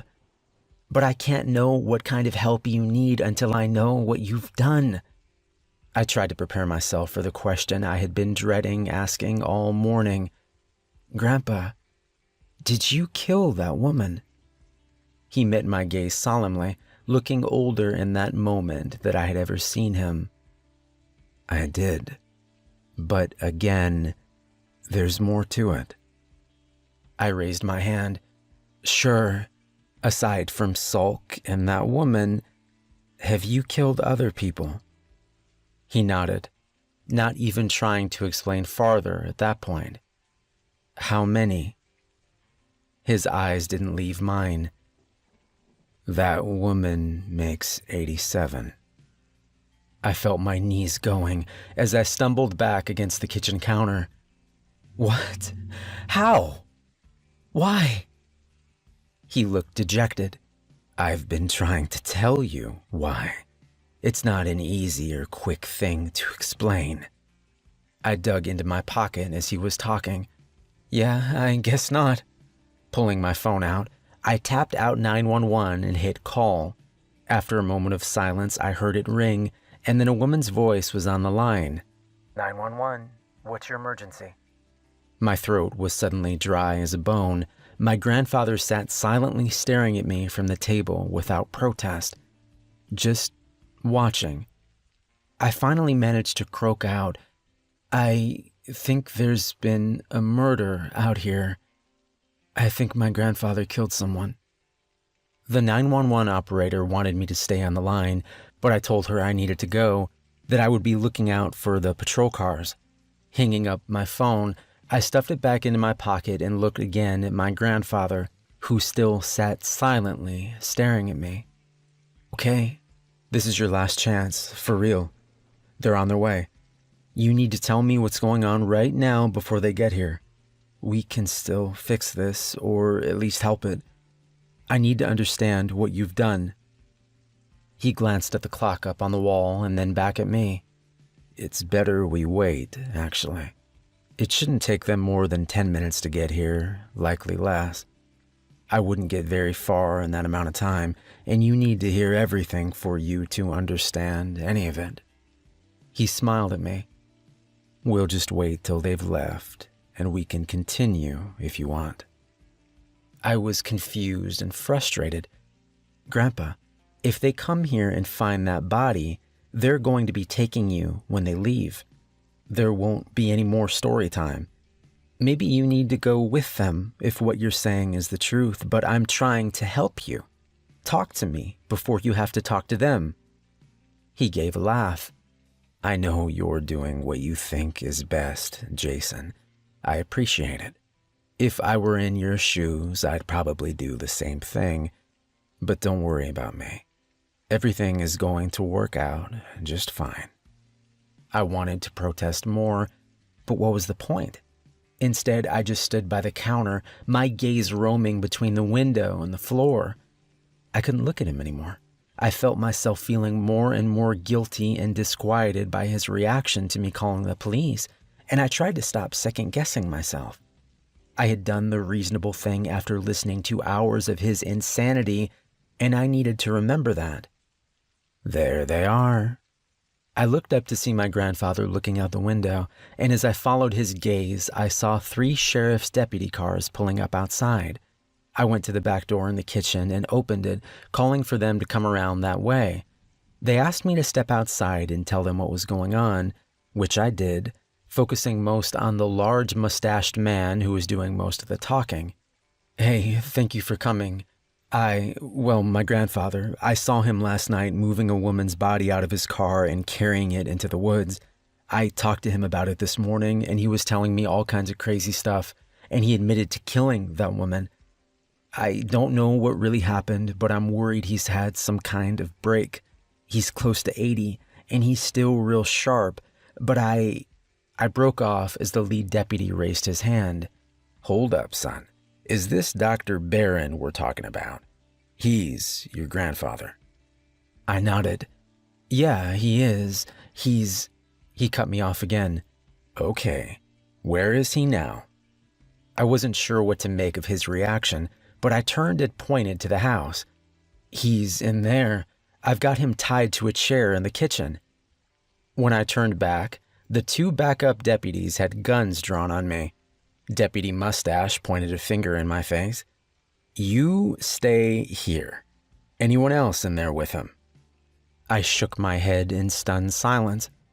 Glowering at me, he pulled his own gun and moved towards the door going into the kitchen. The two deputies outside guarded me like I was Hannibal Lecter, their eyes flicking nervously to each other as they waited. After several minutes, I heard footsteps and turned to see my grandfather coming out of the house in front of the deputy. He was smiling and talking with the other man in low tones. My stomach clenched as I noticed the deputy had put away his gun. What was going on? Mustache gestured to the other two deputies. "You can stow your guns for now, boys, but keep them ready. We've still got some things to sort out." He turned to me, his expression hard. "So your grandfather explained that he gave you a prescription for..." He pulled a brown pill bottle out of his pocket to read the label. "Clonazepam. Just 10 pills because you were having a lot of stress and trouble sleeping, what with being back at your deceased parents' home and all. Which is understandable." He had handed the bottle to my grandfather and now had his thumbs hooked in his gun belt. "What is less understandable is how come you tied him up all morning and are making up these crazy tales." I started to respond, but he raised his hand. "Pardon. The less you say right now, the better. You listen instead. Your grandpa is a good man, a respected doctor. Ever since your parents moved to the area, he's made a point of coming around and helping out this community as he could, even though he lives hours away. And that's good for you," he said, pointing his finger at me again, "because he's convinced me to not lock you up today if you act right. He tells me that..." "What was that word?" My grandfather smiled. "Benzodiazepines," he supplied helpfully. Mustache nodded. "Yeah, that it can sometimes cause nightmares or hallucinations. Your grandpa believes you had some dream about him hurting someone that you think is real." He paused, looking hard at me to accentuate his point. "So how does that sound to you? Does that sound better than you just went crazy and tied him up for no reason?" I tried to keep myself from yelling, "No, that doesn't sound good. I haven't taken any pills. He's lying." Deputy Mustache shook his head. "Sport. The problem there is I counted the pills and 2 are missing just like Dr. Barron said they would be. And that prescription is in your name." "Oh, that doesn't mean I took them, you idiot. I know what I saw. He carried a woman out into the woods. He admitted to me that he killed her." My grandfather stepped forward and headed off the deputy's angry response. "Look, it might help him accept that it was just the drug if you go ahead and look in the woods. Show him there's nothing there. I know it's a hassle, but..." Mustache was already nodding and smiling at him. No, doctor, it's fine. You feel up to coming with us?" "Sure thing. Jason, you want to lead the way?" My grandfather grinned and tipped me a wink. I led the deputies in the direction he had carried the woman, walking as far from my grandfather as I could. I kept imagining him suddenly attacking one of the deputies and getting his gun or bolting off into the woods, but he strolled along, as calm and pleasant as if we were on a midday stroll. I could tell the deputies were barely looking around, but honestly, there was very little to see. To their credit, they went along with me for close to 2 hours before I gave up. I don't think he could have carried her out farther than we went in the time he was gone the night before, and there was no trace of anything. As we headed back towards the house, my grandfather was suddenly beside me, patting me on the shoulder with his big, strong hand. I stifled a yelp and tried not to flinch away. Acting more crazy wasn't going to help anything at this point. "See?" he whispered to me. "I told you it would all be okay." 10 minutes later, the deputies were gone after making my grandfather promise he would call them if there was any more trouble. Any more trouble from me, the crazy druggie. As soon as they were out of sight, I turned on him. "How did you do that with the pills?" He looked a little sheepish, his hands in his trouser pockets as he shrugged. "It wasn't hard. I came up the day before you did. When I went into town, I ran across that woman at a gas station. From that encounter, I knew I would be hunting while I was here, So I went ahead and called in the prescription for you on the night voicemail of the pharmacy so it wouldn't be filled until the day you arrived. When we went by the grocery store, I picked up the prescription and kept it tucked away in case I needed it. After last night, I moved it to a kitchen drawer so it'd be ready. What? Ready for what? Why did you get the pills in the first place? Now he looks slightly disappointed. Well, for this.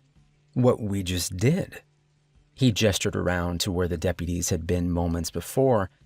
It was a calculated risk that you might see or hear something if I took that woman while we were here, and I needed a way of explaining what you saw if you called the police. A bad dream from a drug side effect seemed a good solution. I began to pace, my fists clenched at my side. Yeah, so you make me look crazy by planting drugs in the house. Not crazy, just stressed and taking a legally prescribed medication that didn't sit well with you. Better than them thinking I'm some kind of serial killer. I stopped, turning to scream at him. But you are a serial killer. 87 people? What do you think you are? He shook his head. I don't think it needs a name, really.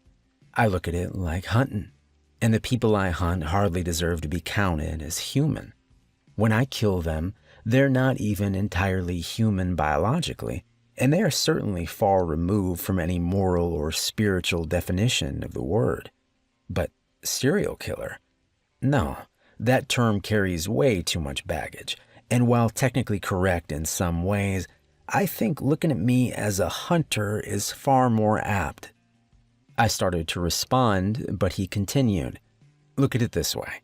In some parts of the world, sometimes you have a lion or a bear go bad. They get a taste for people and they become a threat. He chuckled. Well, a bigger threat than a normal lion or bear. So the local people have to get together and hunt the bad animal down because that animal is an anomaly. It's not natural.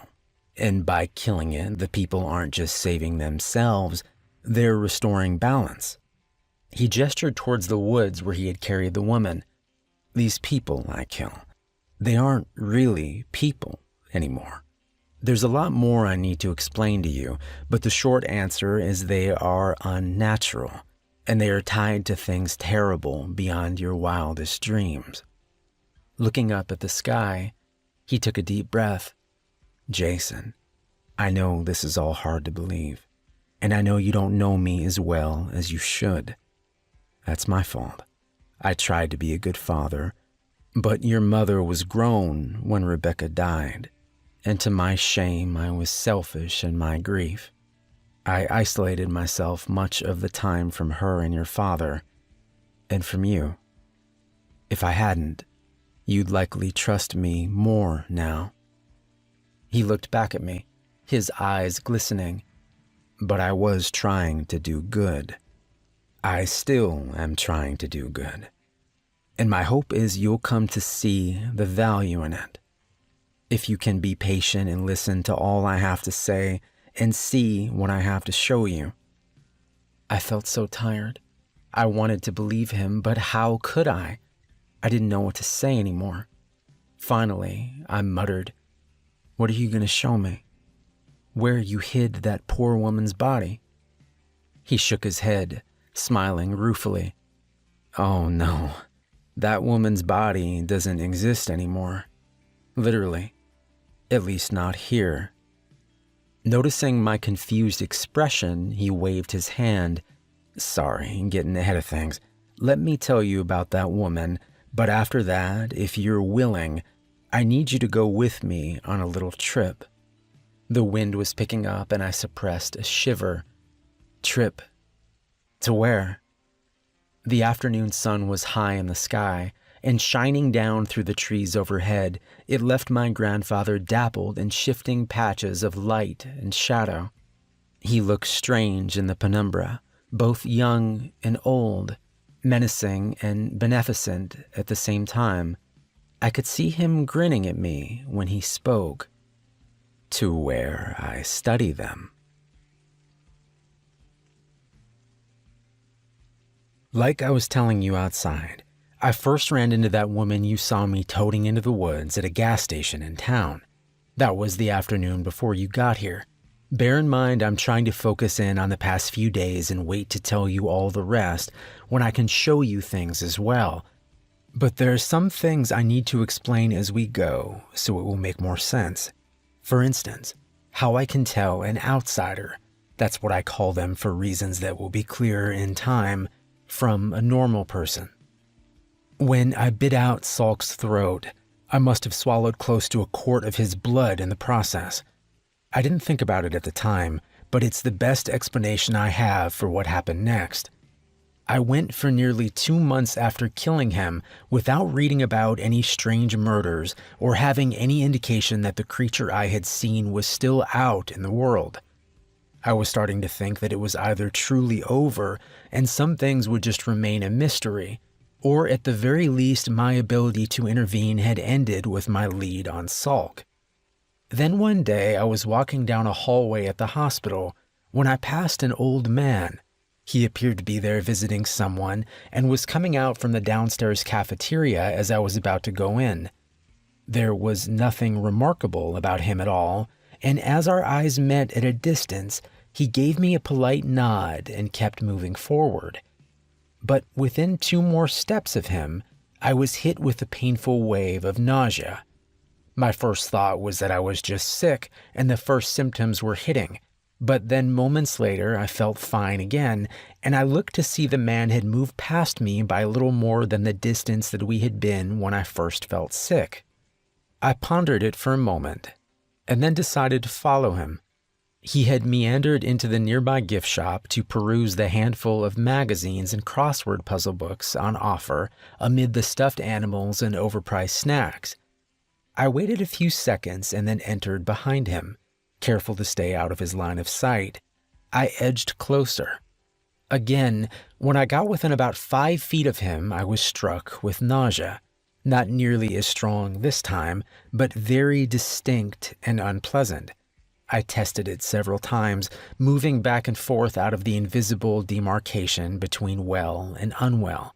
It was as regular and reliable as flipping a switch. Something in Salk's blood had stayed with me and become a huge asset in my work. Whenever I get close to one of those things, these outsiders, I feel that same familiar, sick feeling. The range varies, but it's definitely grown over time to an average of about 20 feet. The first time is always bad, though I've grown accustomed to it enough that it isn't incapacitating.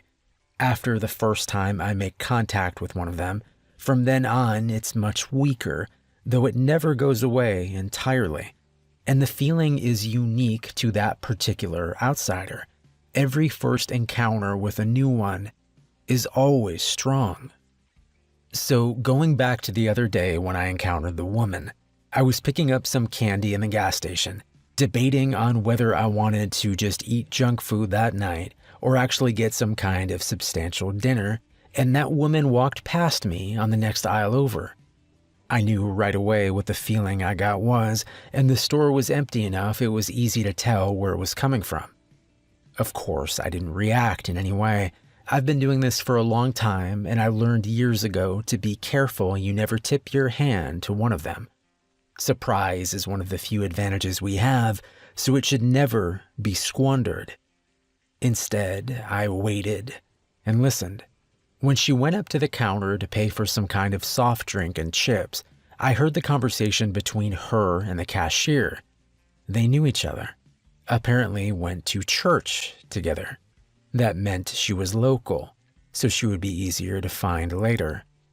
As I pretended to look at a bag of chocolate-covered peanuts, I looked out the window to the only other customer car in the parking lot. It was a gold-colored sedan with some kind of back window decal I couldn't make out from that angle. I waited, hearing the cashier call the woman Susie as she said goodbye. Putting down the candy, I picked up another brand and made a show of studying the nutritional information on the back, which was a horror in and of itself. Susie was slow pulling away, but when she finally did, I saw 2 more things. The window decal was for Mid Creek Community College, which was only 20 miles away from here. And she had an educator tag on her car. Smartphones, as disturbing as they can be in some regards, are wonderful tools for the things I do. Obviously, any internet research or phone calls I make in connection with hunting is done with what they call burner phones, but they have come a long way, haven't they? Before I left the gas station, I had already found her, picture and all, Susie Avaretti, Associate Professor of Economics at Mid Creek Community College. A couple of more searches and I had her home address. When I went out last night, I went to her home first, but no one was there. Next, I drove by the college, but there was no sign of her car there either. Then, as I was coming back through town, I saw the gold sedan at that late-night diner near the interstate. Slowing down, I could see her inside at a booth, eating some kind of waffle as she sat by herself. That is the hardest part, Jason. You see these people, these things, living their public lives, showing their external face. If you're doing it right, they don't even know you're watching them. And they seem vulnerable, mundane, human. It is easy to forget that the woman sitting alone in the dingy diner, morosely gnawing on a waffle late at night, well, she isn't really a person, not entirely. At best, that's only part of the truth, and the only part, well, believe me, if you ever let yourself forget the other part, you're liable to wind up dead. So you have to close yourself off from feeling sorry for them or seeing mercy as some kind of virtue. That kind of thinking almost killed me twice early on in all this, and while it's the hardest lesson to learn, it's also one of the most important. I parked across the road from the diner in the shadow of a rundown pawn shop that had gone belly up years earlier from the look of it. I watched her eat her food, pay her bill, and get in her car. I followed her, and soon it was clear she was most likely going home based on her route. It was an educated guess, but worth the risk to get the jump on her. I turned off to take a different, slower route, making up the time and distance with speed and getting to her house 3 minutes before she did. From all signs, she lived alone, and I had unscrewed her porch light before she pulled up. As she was reaching into her purse for her house keys, I stepped out, slamming the syringe into her neck and pushing in the mixture it contained all within a couple of seconds. She made a small noise of surprise and flailed around for a couple of seconds, but she was already lost. The cocktail I give them contains a mixture of sedative and paralytic, and for the most part they are on the ground within 10 seconds. The trick is managing the dosage and judging how much time you have. The right dose is enough to put a normal person into a coma or respiratory failure, but an outsider will push through it and come to in around an hour. As much as they share human frailties when you catch them by surprise, if you aren't done moving them and dealing with them before the time runs out, well, you better be ready with another dose or you have a major problem. But with her, everything went smoothly enough. I loaded her into the back of my SUV, brought her back here, and I had her in the woods all within 45 minutes. Then I just had to finish her off. I know that sounds cold.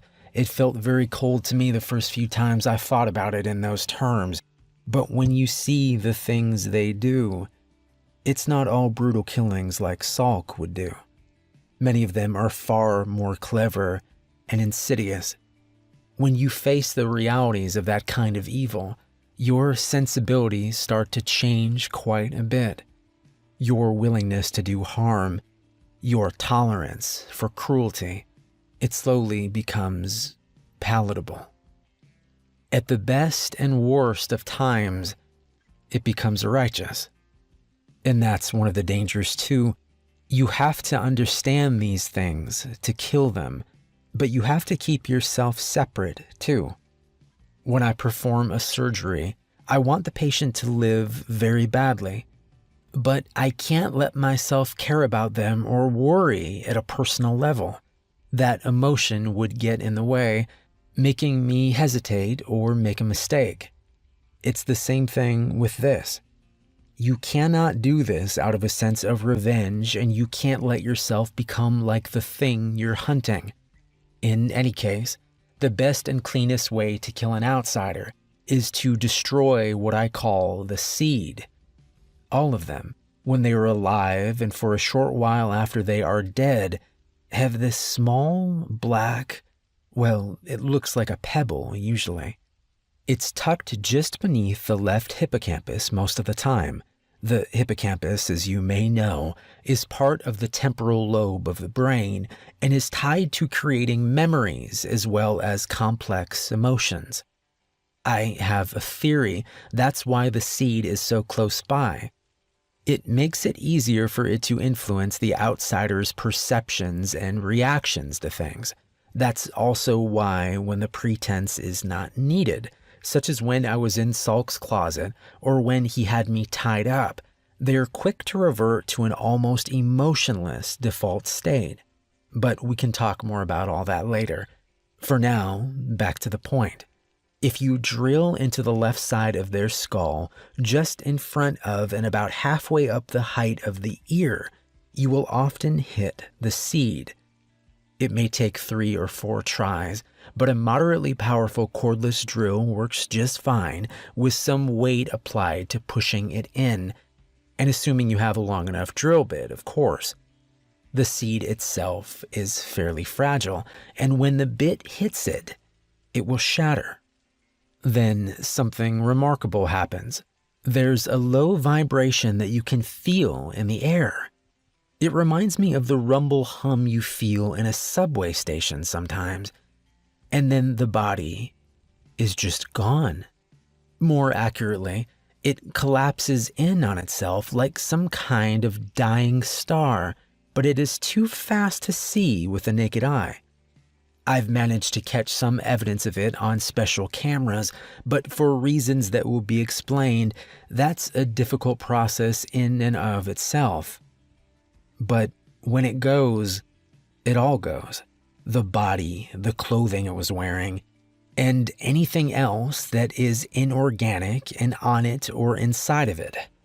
I've taken to leaving the drill in when I hit the seed, as it removes the need for me to dispose of a bloody tool later. Even the blood from the drilling, if it is still physically connected to the body, will all go away. That's why I make sure to drill through a folded up towel. If I keep pressure on and do it quickly enough, I can finish with no trace of the person ever being there at all. That being said, my grandfather stopped, his face looking concerned and angry as he looked out the window. We were in the living room now, and as I turned to look outside, I saw a pickup truck flying up the road to the house.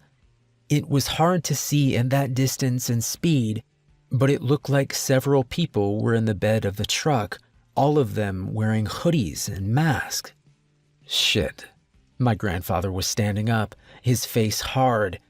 Apparently someone at the sheriff's office is part of the house and figured out who you were talking about when you said I had a woman last night.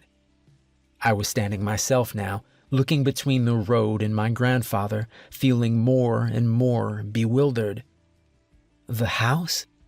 What? My grandfather shook his head. The House of the Claw. It's a cult. They're human, but very deadly. No time to explain now. We running or killing? Your call. I could barely breathe. Running? He nodded, reaching under the chair he had been sitting in to pull out a semi-automatic pistol. Fair enough. Stay close to me and don't stop unless I say so. We're going for the truck. Now go. We headed to the kitchen, my grandfather gesturing for me to keep low. Flinging open the exterior door, he glanced outside and then beckoned for me to follow. We weren't very far from his SUV, but we still had to round the corner of the house and I could hear the pickup sliding to a halt in the front yard. We moved to the corner of the house and stopped, my grandfather turning to whisper to me, "Here's the key fob. When I say go, you do 3 things. First, you unlock the doors with a fob. Second, you count to 2. Third, you run to the passenger side and get in and down. Got it? I nodded, my hands trembling as I took the fob from him. Good. Go. I unlocked the car, wincing internally at the loud honk it gave as the locks disengaged. But then I realized no one was going to pay much attention to it with my grandfather shooting at them. It occurred to me that I wasn't counting, so I bolted after what felt like 2 seconds and made it around to the passenger side.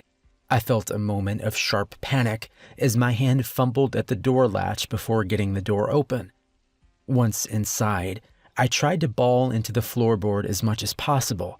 I had just enough time to take in the smells of the SUV, a mixture of my grandfather, some kind of oil, and a metallic scent, before he was opening the driver's door and getting in. Without saying anything, he punched the ignition button and threw the SUV into gear. I heard 2 more gunshots and something made a loud pinging on the outside of the car, but we kept going. And as I eased up into the seat, I saw that we were clear of the yard and headed down the road. Looking back, I saw 3 of the 4 men clustered around a 4th that was on the ground but still moving. My grandfather looked over at me. You hurt? I shook my head. I'm fine. What about you? What happened? Nah, I'm fine. I think I got a couple of pellets of buckshot in my leg, but it was from a ricochet. Nothing major.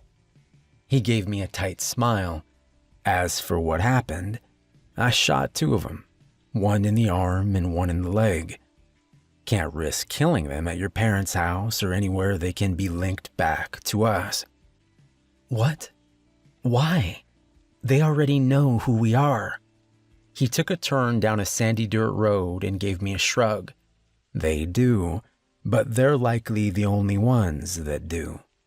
Turning to glance behind my seat, he nodded to himself. Look, while we talk, I need you to do a couple things. Grab the box of stuff behind your seat. You should also see a small blue bag behind mine. Get both of them up here with you if you can. I did as he asked, pulling a medium-sized cardboard box up to find it contained 6 glass jars with sealable lids. The jars were all full of nails and ball bearings. I thought about asking questions, but I knew there was no time. He'd tell me what I needed to know. I found the blue bag where he said it would be. It contained a variety of items, and as I looked through them, he told me what to use. There were little rolls of taped-up face towels in the bag, and following his instructions, I unwrapped 3 of them to find small glass vials with rubber stoppers in the middle. The vials contained some kind of fluid, but he told me to be careful not to open the vials. Instead, I was to slide them gently into the middle of the nails and bearings in 3 of the jars. After I did so, he told me to take a specific plastic bottle from the blue bag and squirt it on the metal in the jar until the 3 prep jars were 2/3 full of the liquid too. Then I had to screw the sealed lids back on. When I was done, he gave me a grin. Congratulations, you've just made nail bombs. Now be very careful with them. Don't drop one and try not to tip them over. We'll need them in a few minutes. His cautions made me feel queasy. Why will we need them? Because you think they're going to track us down? He nodded. Oh yeah, they better. That's why I didn't try to kill any of them. These cultists, they are very dangerous, but sometimes they lose their stomach when they see a buddy get killed. Weekend warrior types, I guess. And we need them to follow us. He looked up at the odometer. We're about 10 miles away now. Need to be at least 10 more. Anyway, back to what I was explaining earlier. This cult, the House of the Claw, I didn't know they existed at first. Looking back on it, there were signs of their influence. That little boy that Salk picked up and killed, for instance. What was he doing out that late? And I learned later that he lived with his parents over 50 miles from where Salk snatched him.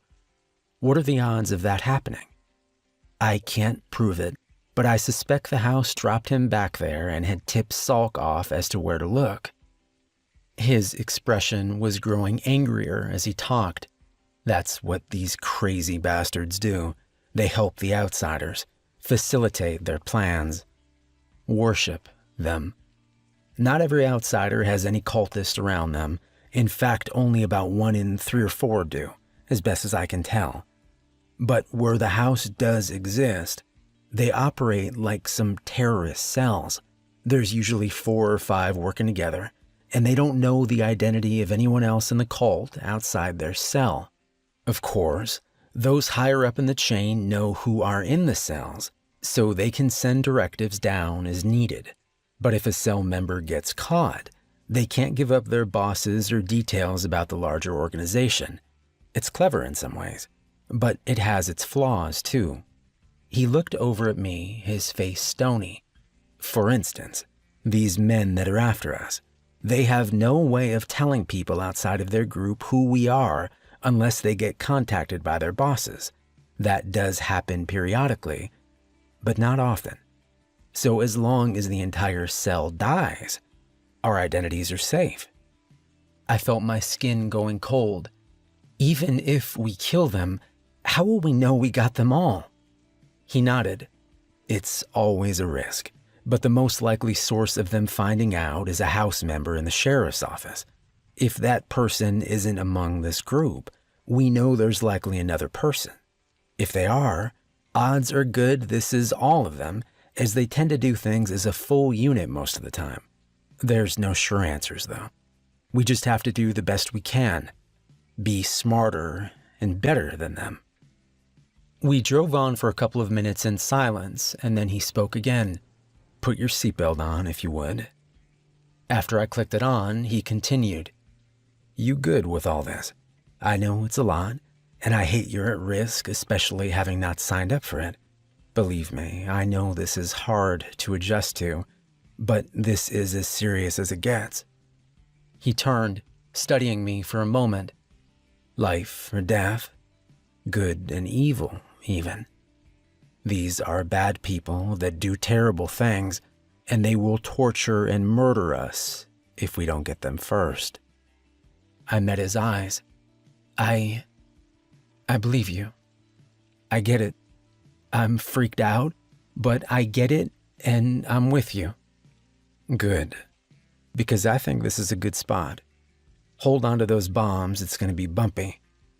With that, he yanked the wheel to the left, then back to the right, sending us down the sandy shoulder and into a stand of bushes. I held the box containing the jars in a death grip, my muscles tensing at every clink of glass. When we came to a stop, he smiled at me. Good job. Okay, let's go.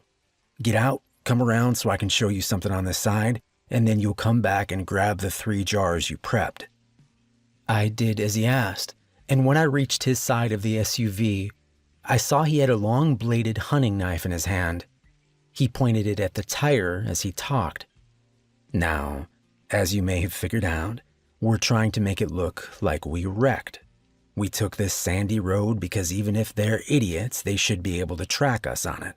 But just because they aren't all brilliant doesn't mean you should underestimate the least of them, and some of them are very capable.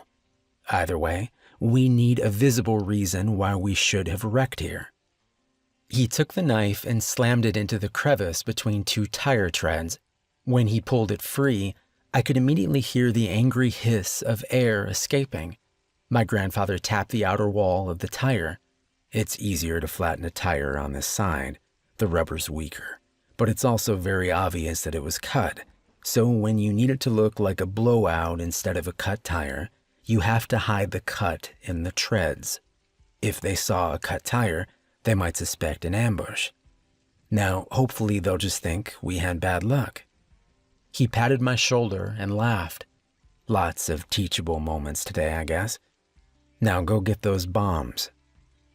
He guessed we had about 3 minutes left before they should be on us. In that time, he grabbed a scoped rifle out of the back of the SUV and got me into a position across the road with my 3 nail bombs and some final advice. The way these things work is that they have to hit something hard enough that the vial inside breaks. When its contents mix with what's in the outer part of the jar, you get an explosion filled with metal and glass shrapnel. So what that means is this. First, you throw it against something hard or hard enough it will break on landing. The jars at this point should weigh about 7 or 8 pounds. So if they land on asphalt from more than 10 feet up, they should break. Throwing it hard at the road or the truck will work too, but try not to directly hit a person or you run the risk of it bouncing off and not breaking. And above all else, do not throw it where it goes off close to you, or you'll be caught in the shrapnel too. He had me positioned in an elevated spot behind some bushes about 20 feet from the road. You're far enough away here and in good position, and hopefully they will be focused on the wrecked SUV for a bit. But wait until they start to get out or the pickup will protect them a good bit. Take your time and aim, and when your third one is thrown, you slowly work your way farther into the woods. Do not wait for me, and keep going straight back from the road. I'll find you when I'm done with them. He seemed to be debating something internally, and after a moment he pulled out the semi-automatic and handed it to me. Have you fired one of these before? I nodded. A couple of times in college. I know how to shoot, and this is the safety, right? He looked grave. Yes.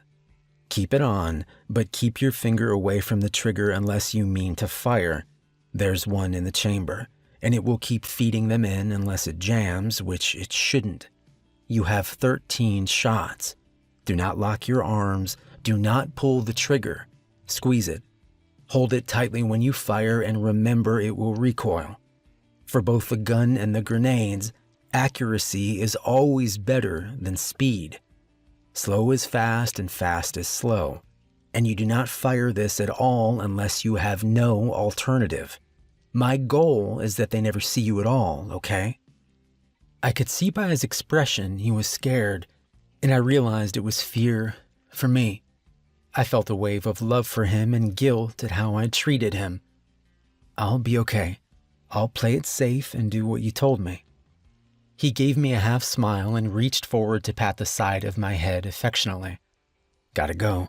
See you in a few minutes. With the ease and agility of someone half his age, my grandfather moved down the embankment and back across the road before disappearing into the woods on the other side. Less than a minute later, I saw a cloud of dust as the cultist truck made its way towards us. As they approached, I felt anxiety gripping my stomach and I fought it down. I was worried I'd make a mistake, but I still had to try. I would do what he told me and trust that it would work out. As they approached the wreck, they slowed to a crawl and then stopped. From my vantage, I could see one of the men was stretched out in the bed, and I guess that was the one he had shot in the leg. His companion and the passenger in the cab got out to investigate the SUV. I hesitated, wanting the driver out as well, but he wasn't budging. Time to do it. The first jar hit the top of the truck, and while the explosion wasn't as loud as I'd expected, the carnage was impressive. One of the cultists was still high enough up the shoulder that a wave of shrapnel slammed into the back of his head, shooting up a bloody mist and sending him sprawling forward. The driver was looking around terrified, but seemed unharmed, and I couldn't see the third person any longer, as he had dove down after the first bomb went off. Not sure of my next best target, I ultimately aimed one for the bed of the truck. My aim was off, but lucky. It hit the driver's side window and shattered the glass, detonating as it did so. I heard the driver scream, but he wasn't dead from it. Instead, he was frantically putting his truck in drive and trying to get away. I felt a thrill of panic, but then I heard my grandfather's rifle. One crack, and I saw the cultist who had dove for cover near the SUV lose half his skull as the truck pulled away. A second crack, and the one I had knocked down with the first bomb flinched as the bullet went into his torso. 50 yards down the road, I saw my grandfather step out onto the road and line up another shot. The truck had surged past me now, and any idea of using the third bomb seemed fruitless. I was worried he was going to get away, but then a third crack came. I saw the back windshield break, and suddenly the truck veered from the road as though swept aside by some invisible giant's hand. It crashed into a small culvert on the left side of the road, and what I could see of the driver's head through the broken side window was a ruined mess. I was about to stand up and say something to my grandfather when I heard another gunshot. The man in the back of the bed had either been flung out or crawled out as soon as the truck came to a halt. He was down on his belly in the culvert, some kind of revolver in his hand. The gunshot had come from him, aimed at my grandfather. I glanced back at him and saw he seemed okay and was taking cover down the opposite shoulder. Still, I felt anger welling up inside of me. These goddamn people, trying to kill us, helping whatever these things were that were hurting people. What the actual hell? How could that be allowed to go on? And now this piece of shit was shooting at Grandpa? No. Hell no. I stood up, throwing the remaining bomb at him. My aim was too good that time, and it pelted him in the shoulder, bouncing off him without detonating. I kept moving towards him, shifting the pistol to my dominant hand and taking aim. The first shot went wild, so did the next two, and by then he had gotten over being struck and figured out where the new shots were coming from. I saw him turning and aiming towards me and forced myself to slow down. I lined up a shot on his chest and squeezed the trigger. He fired a second before me, but it went wide. Mine didn't, and I saw him jerk as the shot took him in the shoulder close to where the jar had struck. He dropped the gun with a shriek, but I kept firing, emptying the clip into him. I looked around to see my grandfather approaching. He looked at the bullet-riddled body and then at me. Looks like you got him. You okay? I nodded silently, trying to keep my hands from shaking in front of him. My grandfather moved past to check the driver before coming back to me. They're all dead. I don't know if any of them are tied to the sheriff's office or not, but we may get lucky and be able to find that out. Believe it or not, these guys carry their wallets on them most of the time when they do this stuff. I guess they're worried about getting a ticket. He gave me a serious smile and squeezed my shoulder. I know what we just did wasn't easy, and you're still in shock now. That's okay. But I need you with me. Can you change out our flat tire for the spare while I check their bodies, get rid of that last bomb, and get our shell casings? I smiled weakly and said I could. 20 minutes later, we were back on the road and headed away from the carnage. My grandfather had found wallets on 3 of the 4 men, and one of those men had an ID card identifying him as a dispatcher for the sheriff's office. It was a small comfort, and it wasn't a guarantee that the House of the Claw wouldn't still be after us, but it was something. I asked him where we were going, and he hesitated. It's time I take you to where I do my real work. I need to tell you more, and there are things you need to see. He paused as though picking his next words carefully. Some of it is going to be hard to hear and hard to look at. I think we may be past you not believing me or trusting me, and that's great. But it also makes it harder when I have to show you things you aren't going to want to believe. I felt fear creeping back in past the staticky shell of shock and adrenaline. What do you mean? Just that there's more to all of this. And it's a lot worse than some random monsters occasionally killing people for fun, as though that wasn't bad enough. I'm not trying to spook you, just prepare you. For now, try to rest some. We've got a ways to go. What troubled me more than his words was the way he said them and the haunted look in his eyes as he studied the road. For all that had happened, he had never really seemed rattled or afraid, aside from worrying about me. But whatever he was thinking about now, I could tell he was shaken. I don't know my grandfather well, but I know him much better now than I did just a day ago, and whatever is able to truly worry or scare that man, well, it terrifies me. We rode silently for some time, with my initial assumption being that we were going back to his hometown for him to tell me the rest. As we drove, however, I began to realize that we were going north rather than east, taking the highway for 2 hours before he turned off onto a small paved road that later led to a gravel one. Another few miles and we turned onto a concrete driveway that led up to a metal gate and a chain link fence, topped by razor wire and several surveillance cameras. A sign next to the gate read, Jagger Solutions Incorporated. I looked over at my grandfather, perplexed. What is this place? Why are we here? He smiled at me as he tapped a remote attached to his visor and the metal gate began to open. We're at the Batcave. I couldn't do research and other things related to all this close to home, so I bought this place.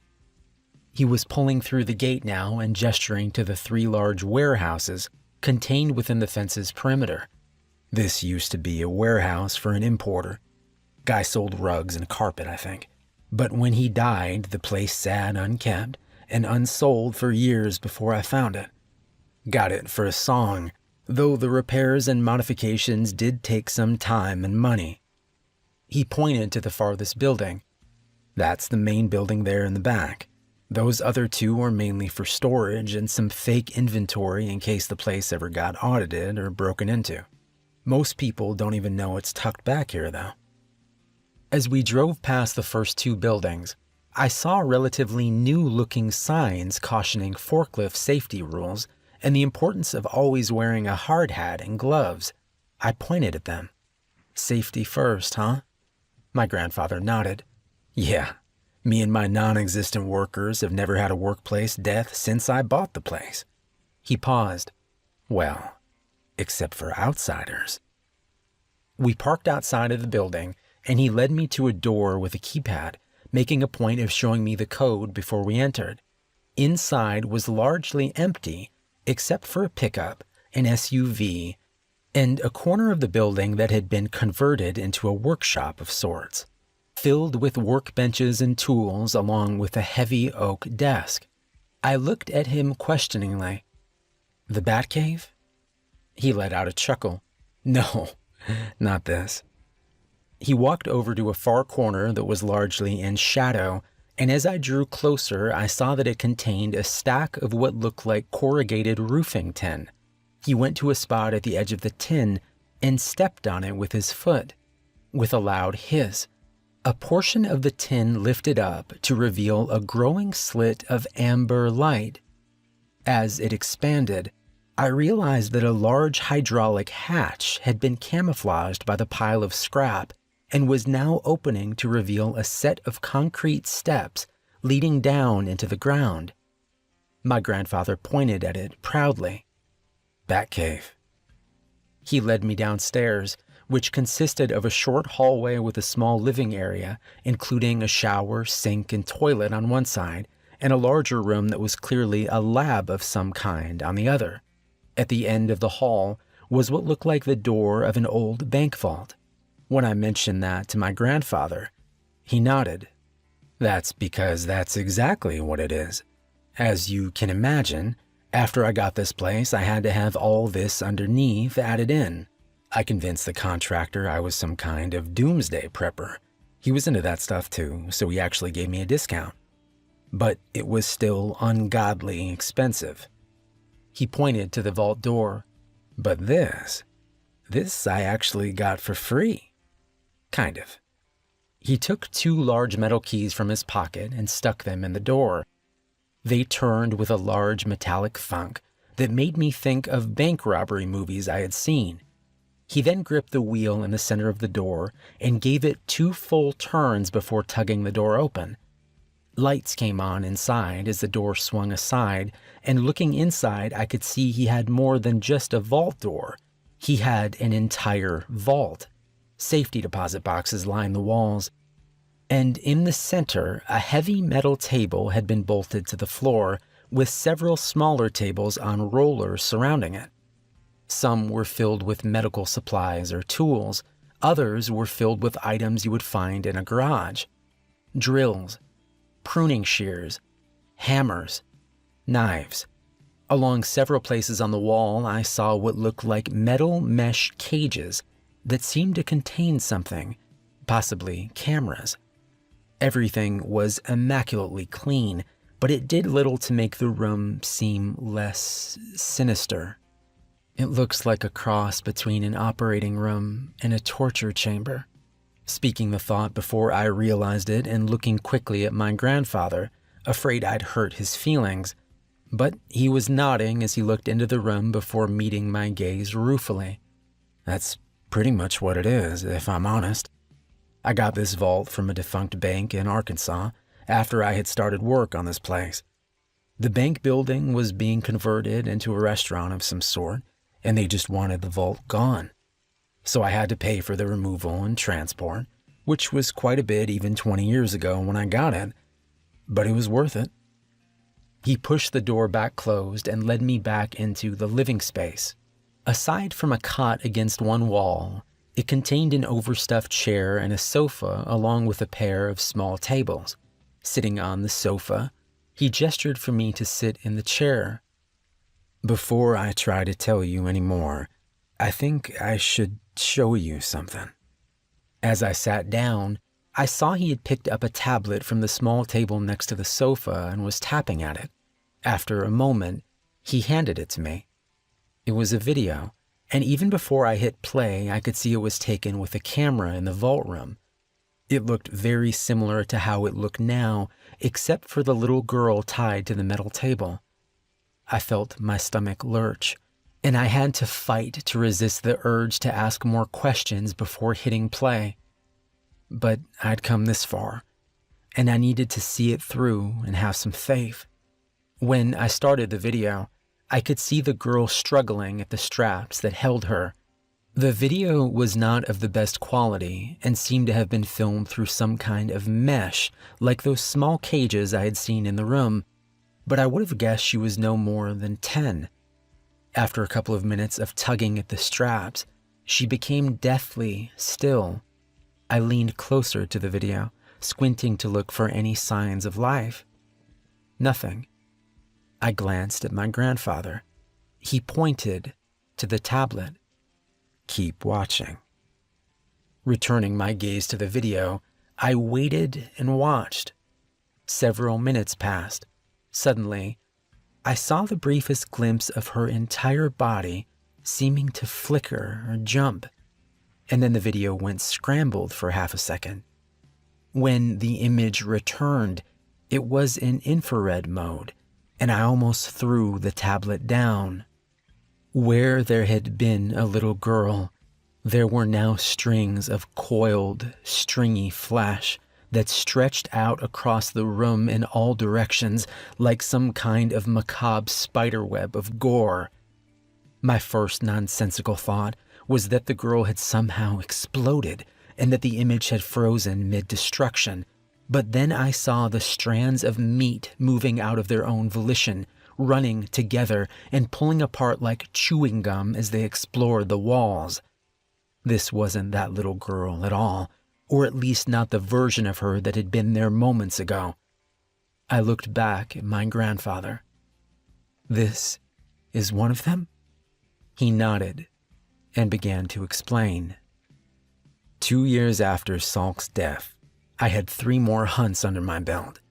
I had already learned that many of them behaved differently from Salk, and that the outsider's human form and the monsters were one, or at least inextricably linked.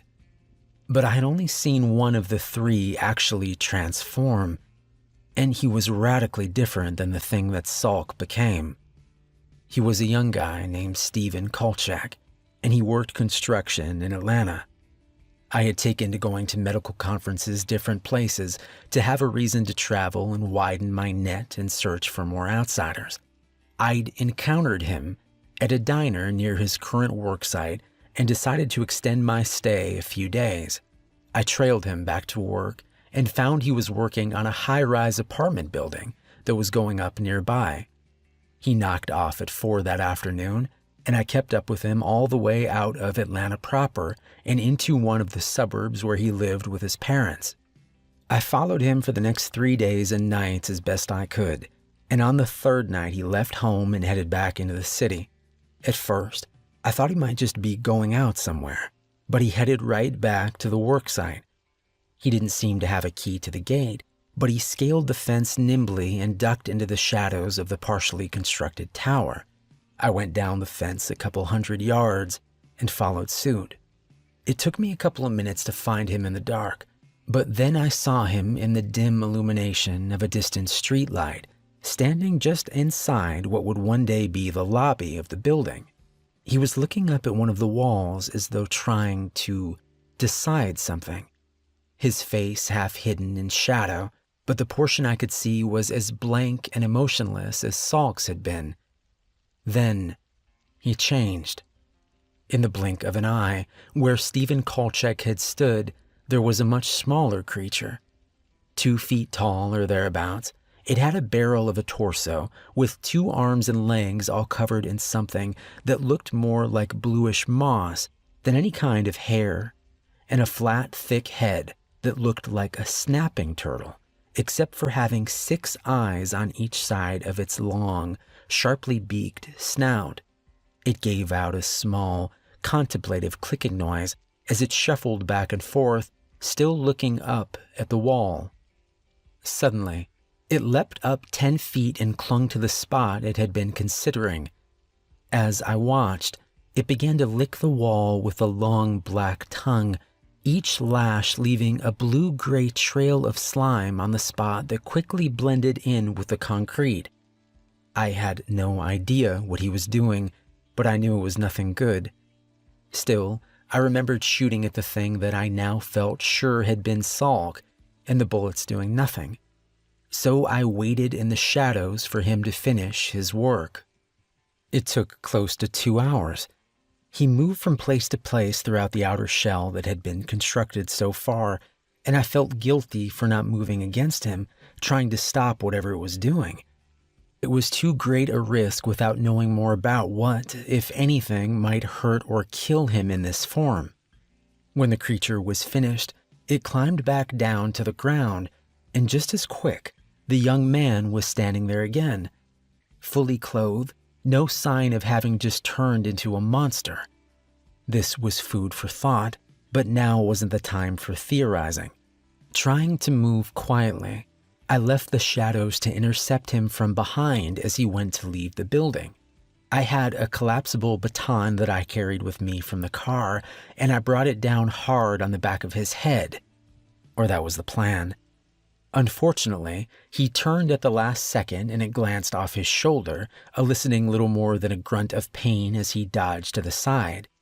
I was already reaching into my jacket pocket for my stun gun, but when I pulled it out and hit the button, it was dead. This was strange because it had been fully charged and working when I got out to follow him over the fence. But again, no time to wonder. There was another flash of movement and the man was replaced with the creature. Without missing a beat, it leapt at me, slamming me to the ground. I managed to get the baton up in time to catch its sharp mouth diving for my face.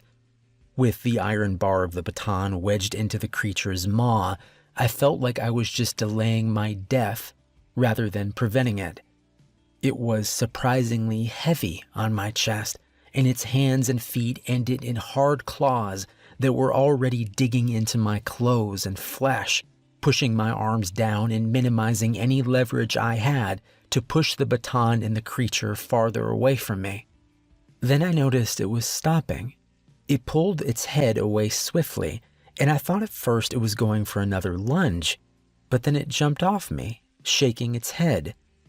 I rolled to my feet, ready for the next attack, and saw that it was glaring at me, light gray smoke coming from the edges of its mouth.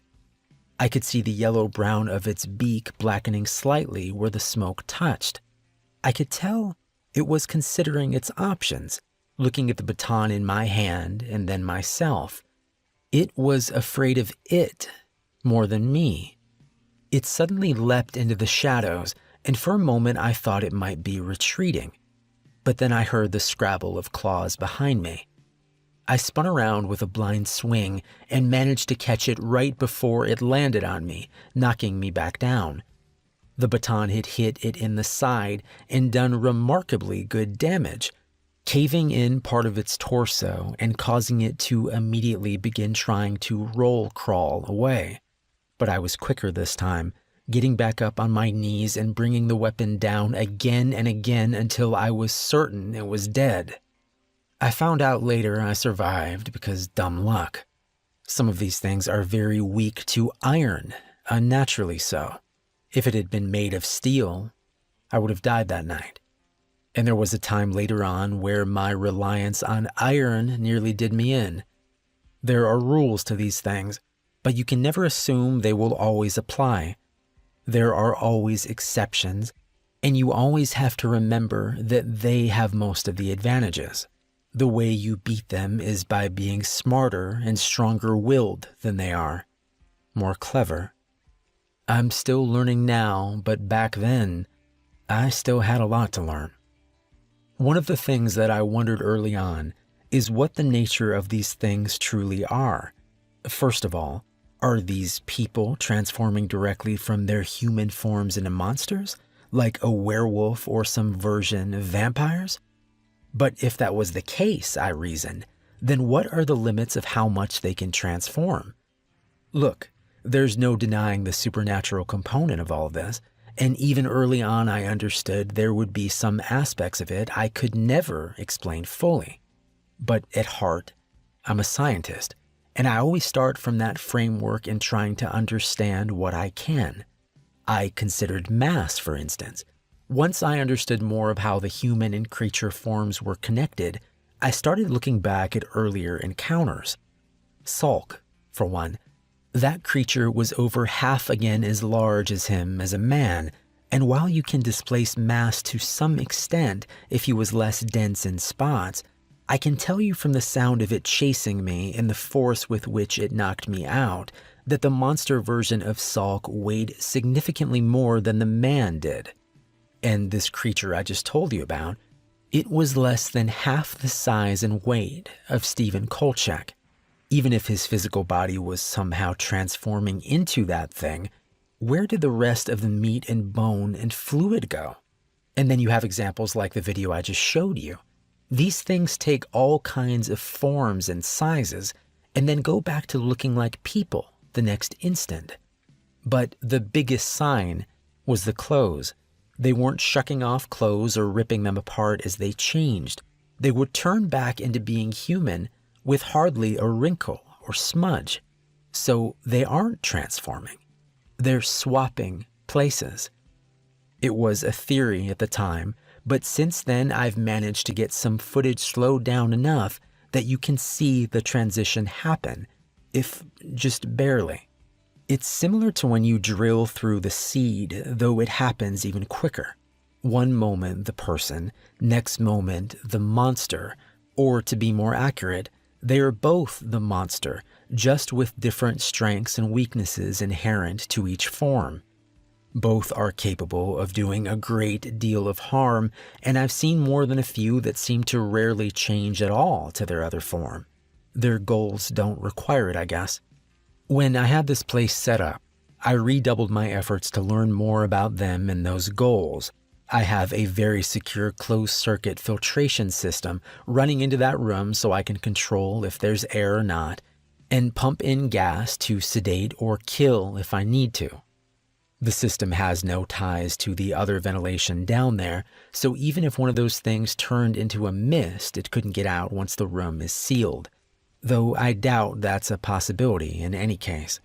One of the consistencies I have found between all these outsiders is that their non-human form is always at least semi-solid and is never so small that it can't house the seed. The seeds do show up on MRIs if you know what to look for, but for obvious reasons, I've never been able to scan one in creature form. But I believe the seed is the key. It acts like a gateway between this reality and wherever those things come from. What looks like a transformation is actually a swapping of sorts. But if you destroy the seed, you destroy the gateway. And if you kill the human body, the seed will dissolve approximately 37 minutes after brain death. That's by design, I think, just like most of this is by design. As he had talked, my grandfather had been animated telling about his encounter with Kolchak, but that life had drained away as he talked about all he had learned. Now he was silent a moment, staring off with a melancholy expression, before looking back to me and forcing a smile. He leaned forward and tapped the table. "Did you notice the wire mesh in front of the camera in the video? Did you see those wire boxes in the vault?" I nodded, and he went on. "When I first captured one and put it in the vault, I set up 2 camcorders to record what happened. I didn't think there was any real risk of it getting out, and I had gas ready if I needed to knock it out or kill it, at least assuming that gas would work, because again, you can never assume anything is certain with these things. In any case, I lock it in, it wakes up, it transforms for a while and tries to get out. I can hear it beating against the door. Then it tries swapping back to the person, a pretty woman who ran a wedding boutique in Memphis, and I can just barely hear her screaming and crying as sympathetically as she could muster through the wall. I hit the gas, go in and deal with her, and then I check the video. The videos were blank, and the cameras were fried. I figured out that whenever the swap happens, it sends out a short but very strong electromagnetic pulse, kills electronics and lights in about a 40-foot radius around it. That's why my stun gun had died fighting Kolchak, and that's why my cameras got toasted. I nodded. "So you built Faraday cages around cameras to shield them?" He laughed and nodded. "Exactly. Very good. They aren't perfect, but between the shielding on the cameras themselves and the mesh, for the most part I can capture decent footage now." His expression was lighter for a moment, but my next question brought back the look I had feared since we left our fight with the house earlier in the day. "So you talked about them having goals. Have you figured out what the point of what they're doing actually is, or is it just random?" He frowned, looking thoughtful for a moment and seeming to consider his next words carefully.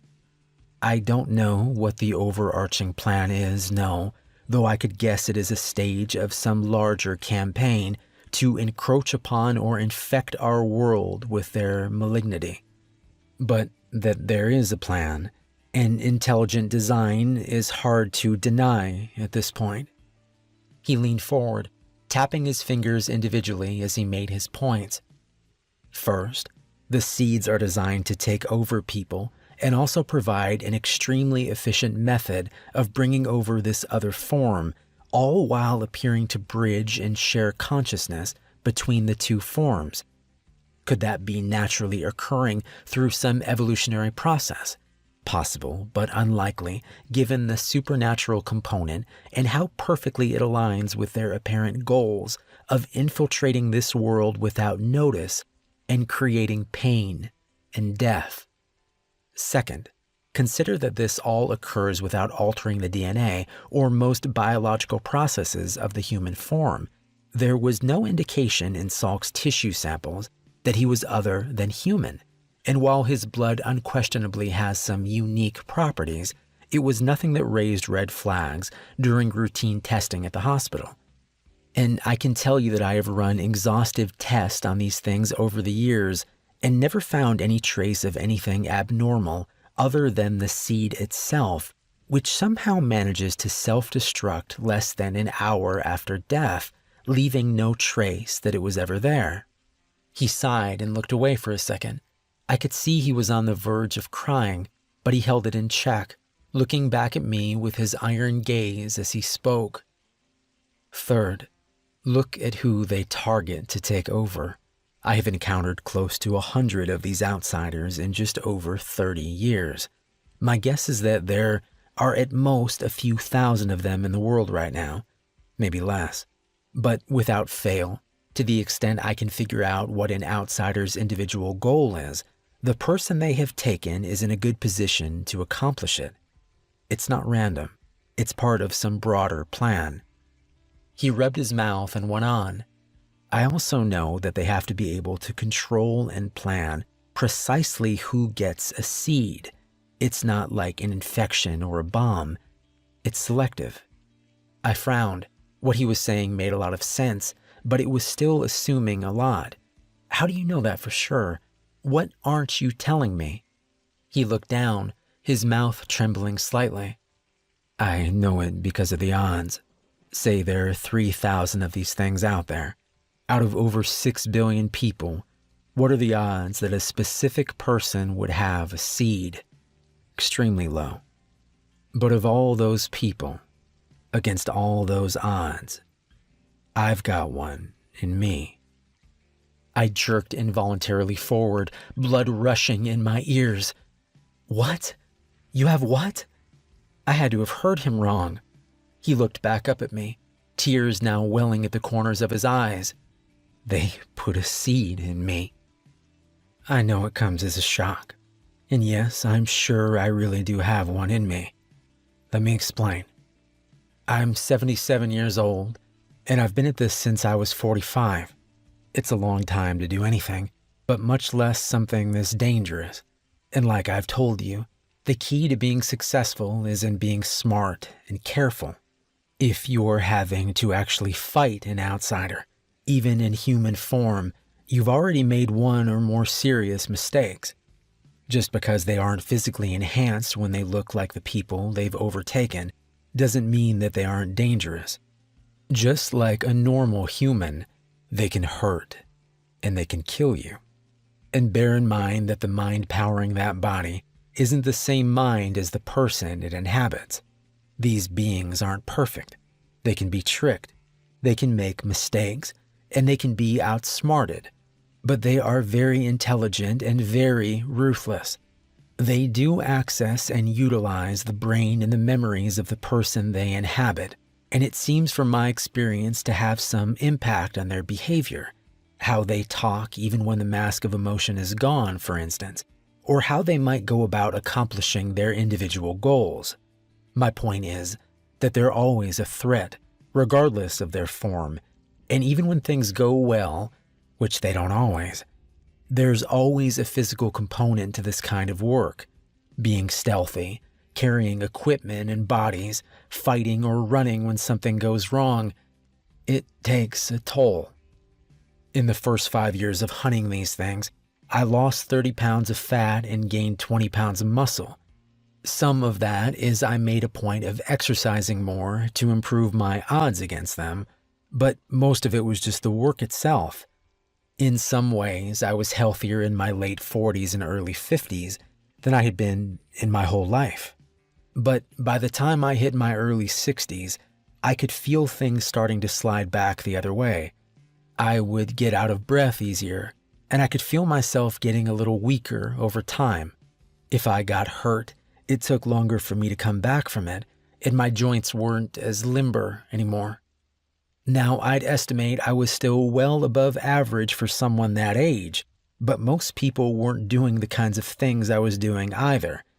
And while it concerned me some, it wasn't unexpected. All I could do was mitigate the effects of aging as best I could and keep working on improving how I did my work. Then, one day, I got sick all of a sudden. I was in a grocery store and I felt a wave of nausea and dizziness overcome me. I would have fallen if not for the shopping cart I was pushing. I stood there gripping that cart for support long enough for a couple of different people to come over and ask if I was okay. I was able to reassure them and eventually got moving again, but I had to give up shopping and head to the car. By the time I was cranking up, it had faded somewhat. I still felt bad, but I was okay to drive. So I drove home, drank some water, and went to bed. I woke up 12 hours later, and my first thought was to get a feel for how I was doing. Was there any sign of weakness or nausea, of fever? But no, not only did I not feel bad any longer, I felt great. I got out of bed easily, and as I cautiously tested myself, I could tell that I had none of the aches and pains that I would have normally expected after being in bed so long.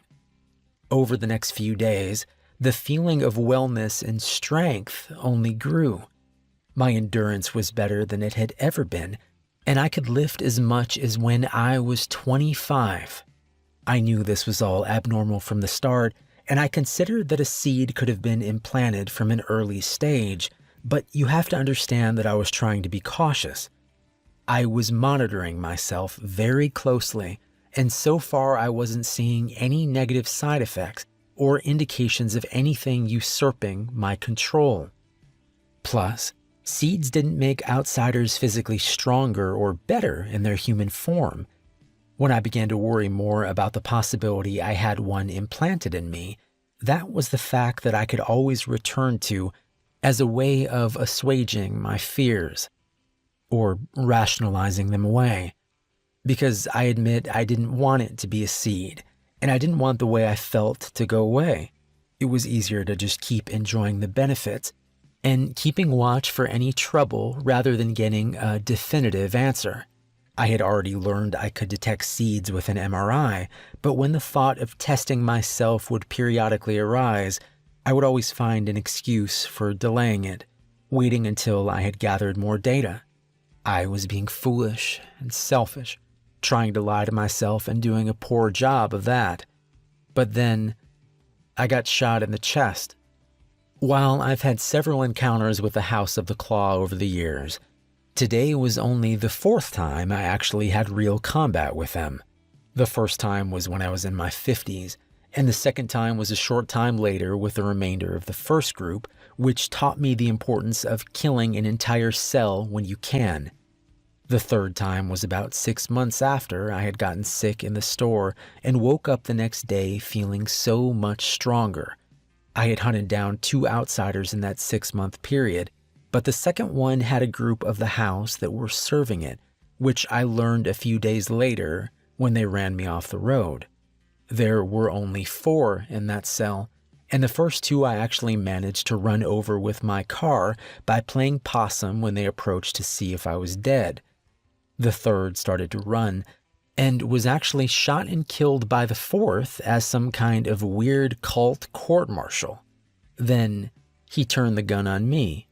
My gun had gotten dislodged from its normal place behind the passenger seat, somewhere between mine getting run off the road and turning the 2 house guys into speed bumps.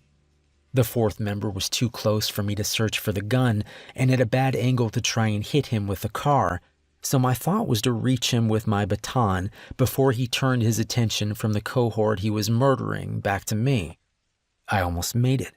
I was raising the baton to bring down on his arm when he turned and fired into my chest. His aim wasn't perfect, but it was good enough. The bullet perforated my right lung and went out my back, chipping a rib along the way. I spun from the impact and had the presence of mind to keep turning, whipping the baton into his face as I drew even with him. It struck him with a wet and meaty crunch that dropped him immediately. I fell the next moment, my chest burning painfully with each breath. I knew I likely had only a short time before my lungs started collapsing, so after making sure number 4 was dead, I headed back to my car and started trying to find the duct tape. When you get shot in the chest, one of the biggest risks you face is your lung collapsing. This can be caused by outside air coming through the hole, which stops your lung from being able to expand. This is called a pneumothorax. Another way is that if the area around the lung fills with blood, again, it can't expand. This is called a hemothorax. Either one can cause you to slip into unconsciousness and die. I needed to get to a hospital, but first I needed to do what I could to slow down any collapse. Taking off my shirt, I layered strips of duct tape to make a bandage for my back wound and then for my chest wound. After applying the back bandage with some difficulty, I took an empty ballpoint pen barrel and inserted it into the bullet hole on my chest before sealing and securing it with the remaining strips of tape. The idea is the same as a needle decompression. You're giving the air outside your lungs somewhere to go so you can continue to breathe. The problem is that what I had done would only help a pneumothorax, particularly when I still had to be upright and driving. My chest cavity and lung could still be filling with blood and kill me just as quickly. I started towards the nearest hospital, but I knew it was over 20 minutes away even if I drove fast, which I wasn't capable of doing. I could feel myself getting weaker and every breath was painful, to say nothing of the gunshot wound itself. I kept driving as I tried to think of better alternatives to my current plan, and as I went, I realized I was feeling better. At first, I thought it was my imagination or the onset of physical shock, but as the minutes passed, I could see tangible improvements. The pain was fading, and I wasn't having problems with my breathing. Finally, I pulled over and carefully removed the pen barrel and tape from my chest. The hole actually looked smaller and wasn't bleeding anymore. I gingerly reached back to where the bullet had exited and peeled away the tape. When I probed with my fingers, I found tender but untorn flesh. I started driving again, still headed towards the hospital at this point. My mind was swimming, and I was already chastising myself for not having looked into what was happening to me more, for not finding out if I had been compromised by a seed or some other outside influence. I promised myself that if I survived this, I wouldn't turn a blind eye for convenience's sake ever again. When I reached the hospital parking lot, I looked at my chest again. It was completely healed. I had no pain or problems that I could tell. Instead of going in, I went to my own office and ran tests. I had just started leasing an MRI machine the year before, both for my medical work and my after-hours studies, and it didn't take long for me to find the dark speck lodged in the deep folds of my left temporal lobe. I could have done a lot of different things at that point, killed myself, or tried to have removed it, being two obvious choices. I struggled with the decision and what it meant if I stayed alive and left the seed where it was. My reasoning was ultimately based on a few assumptions. First, it seemed clear that I had been targeted for a seed because, as we discussed before, the odds are far too great to make it likely I got selected for one by chance. But that would mean that they know about me to some extent. Yet I've never had someone assault me at work or home or track me down other than in response to specific actions I took, such as killing an outsider associated with a house sale. Attacks against me seemed to always be about what I had done, not some greater knowledge of who I was or what I had done in the past. Now, that was still a guess. They could have reasons for not attacking me at times while knowing everything about me, but my suspicion was that they targeted people by some means independent of knowing a name or specific address. My experience since then has continued to bear that out. It's almost instinctual, I think, though that instinct is propelled by intellect and purpose. Second, I knew that my newfound strength and resiliency wasn't normal for those that received a seed, setting aside the possibility of getting a different kind of seed than most, or having some unique property in and of myself that changed the seed's effects, both of which seemed unlikely, all things considered. I found the most likely answer was Salk's blood.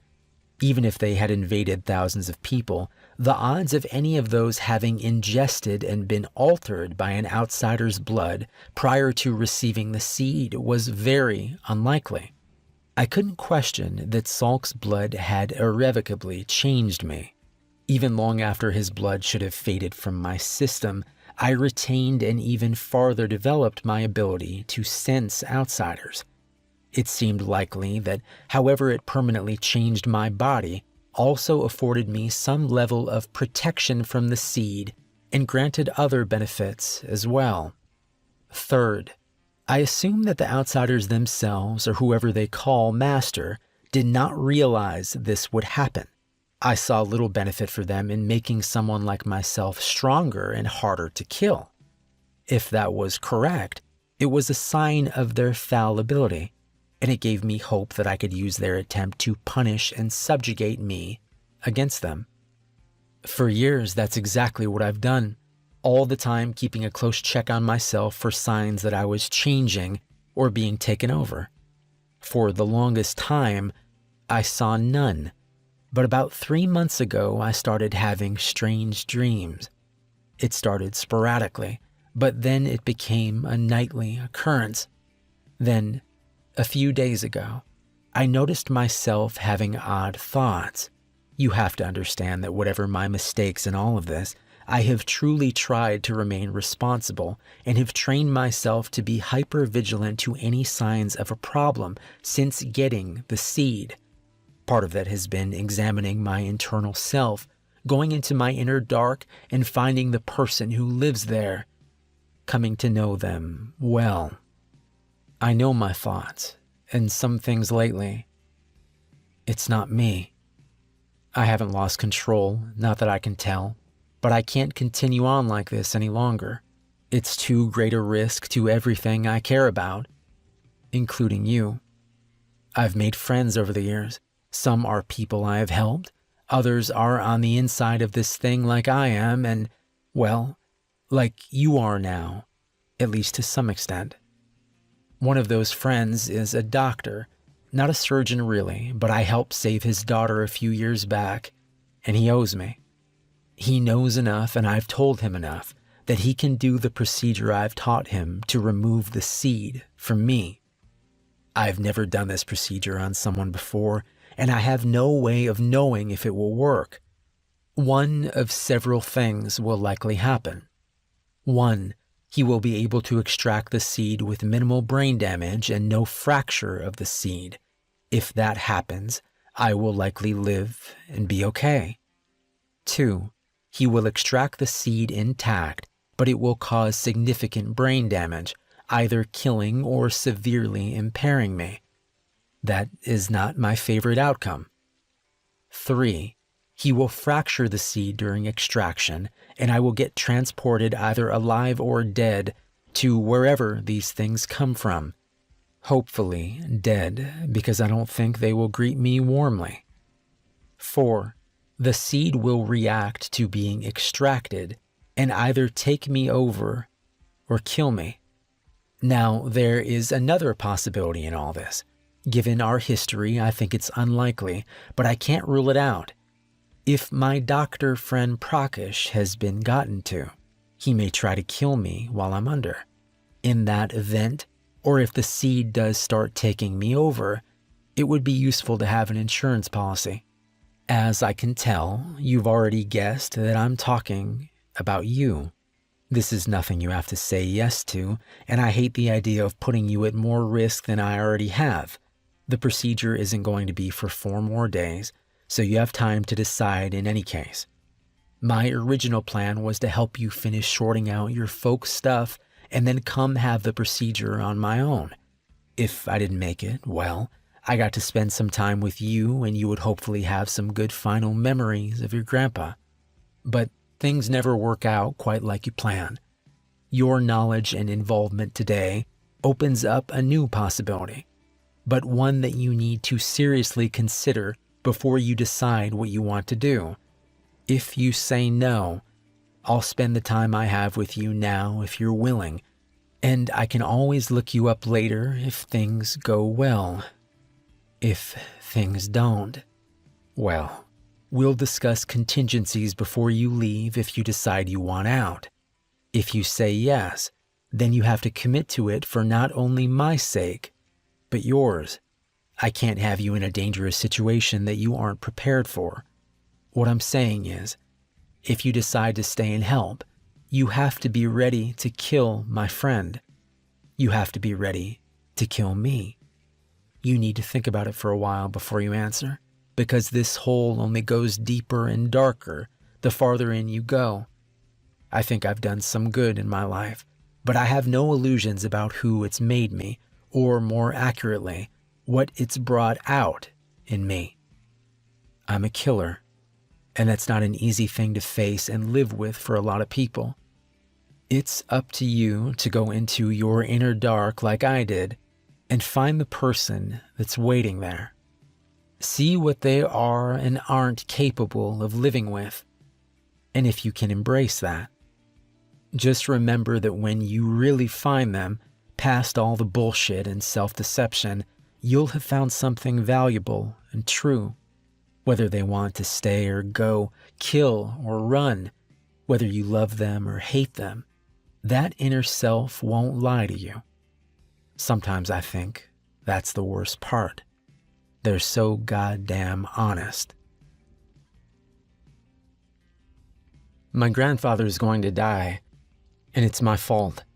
That's the thought that keeps pushing to the surface as I pound on the lab door, screaming for Prakash to let me out, to not do this. I try to force the idea back down. It's a distraction and I need to focus, but it keeps working its way through me like shrapnel driven by some inexplicable need to harm. I step back and slam against the door with my full body weight once, twice, and on the third time I feel my collarbone give way when I hit. Biting back a sob of pain and rage, I beg again through the door for the doctor to leave him alone. But the only answer I receive is silence. I had gone to pick up Prakash from a department store parking lot over an hour away. He was a small and fidgety man, standing next to his car with a small duffel bag in hand. When I identified myself as Dr. Barron's grandson, he greeted me warmly.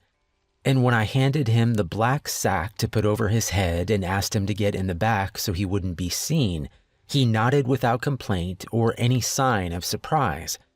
Whether that was because my grandfather had already told him he couldn't know the location of where he was going, or because he was just that compliant, I wasn't sure. I looked through his duffel bag, but it was just a collection of medicines, syringes, and a few other medical supplies that I supposed he brought in case my grandfather had forgotten something that was needed for the procedure. We drove in silence for the most part, other than me periodically asking if he was comfortable enough. And when we arrived back at Jagger Solutions, I carefully led him inside the warehouse where my grandfather was waiting. After patting him on the back and thanking him again for his help, my grandfather led Prakash down to the lower level before finally removing the black sack from the man's head. Prakash had looked dazedly around at the bright lights and new surroundings before focusing on us and smiling. He said he was ready to begin whenever we were, and in less than an hour, my grandfather was in the vault and under anesthesia, strapped down to the same metal table where so many outsiders had lain. I didn't like the look of him on that table. In a hospital gown, asleep and tied down, he looked so vulnerable. As he had instructed, I was standing at the open door to the hatch, gun ready in a holster at the back of my belt. I knew that Prakash had seen the gun, and I had made no attempt to hide it, figuring its presence might serve as a deterrent if he was up to something nefarious after all. But I thought my grandfather was right. Prakash seemed to be a good man who genuinely liked my grandfather and deeply appreciated him saving Prakash's daughter years before. They had talked amiably for a few minutes as my grandfather had gone under, and it seemed natural and heartfelt. As he was fading into unconsciousness, my grandfather had waved me over. When I was close by, he gave my arm a squeeze and met my eyes. "Remember everything we talked about. I love you, and I'm very proud of you." I saw tears forming at the corner of his eyes. "I put a letter for you on my desk in the lab, too. Just wait and read it when this is over, however it turns out."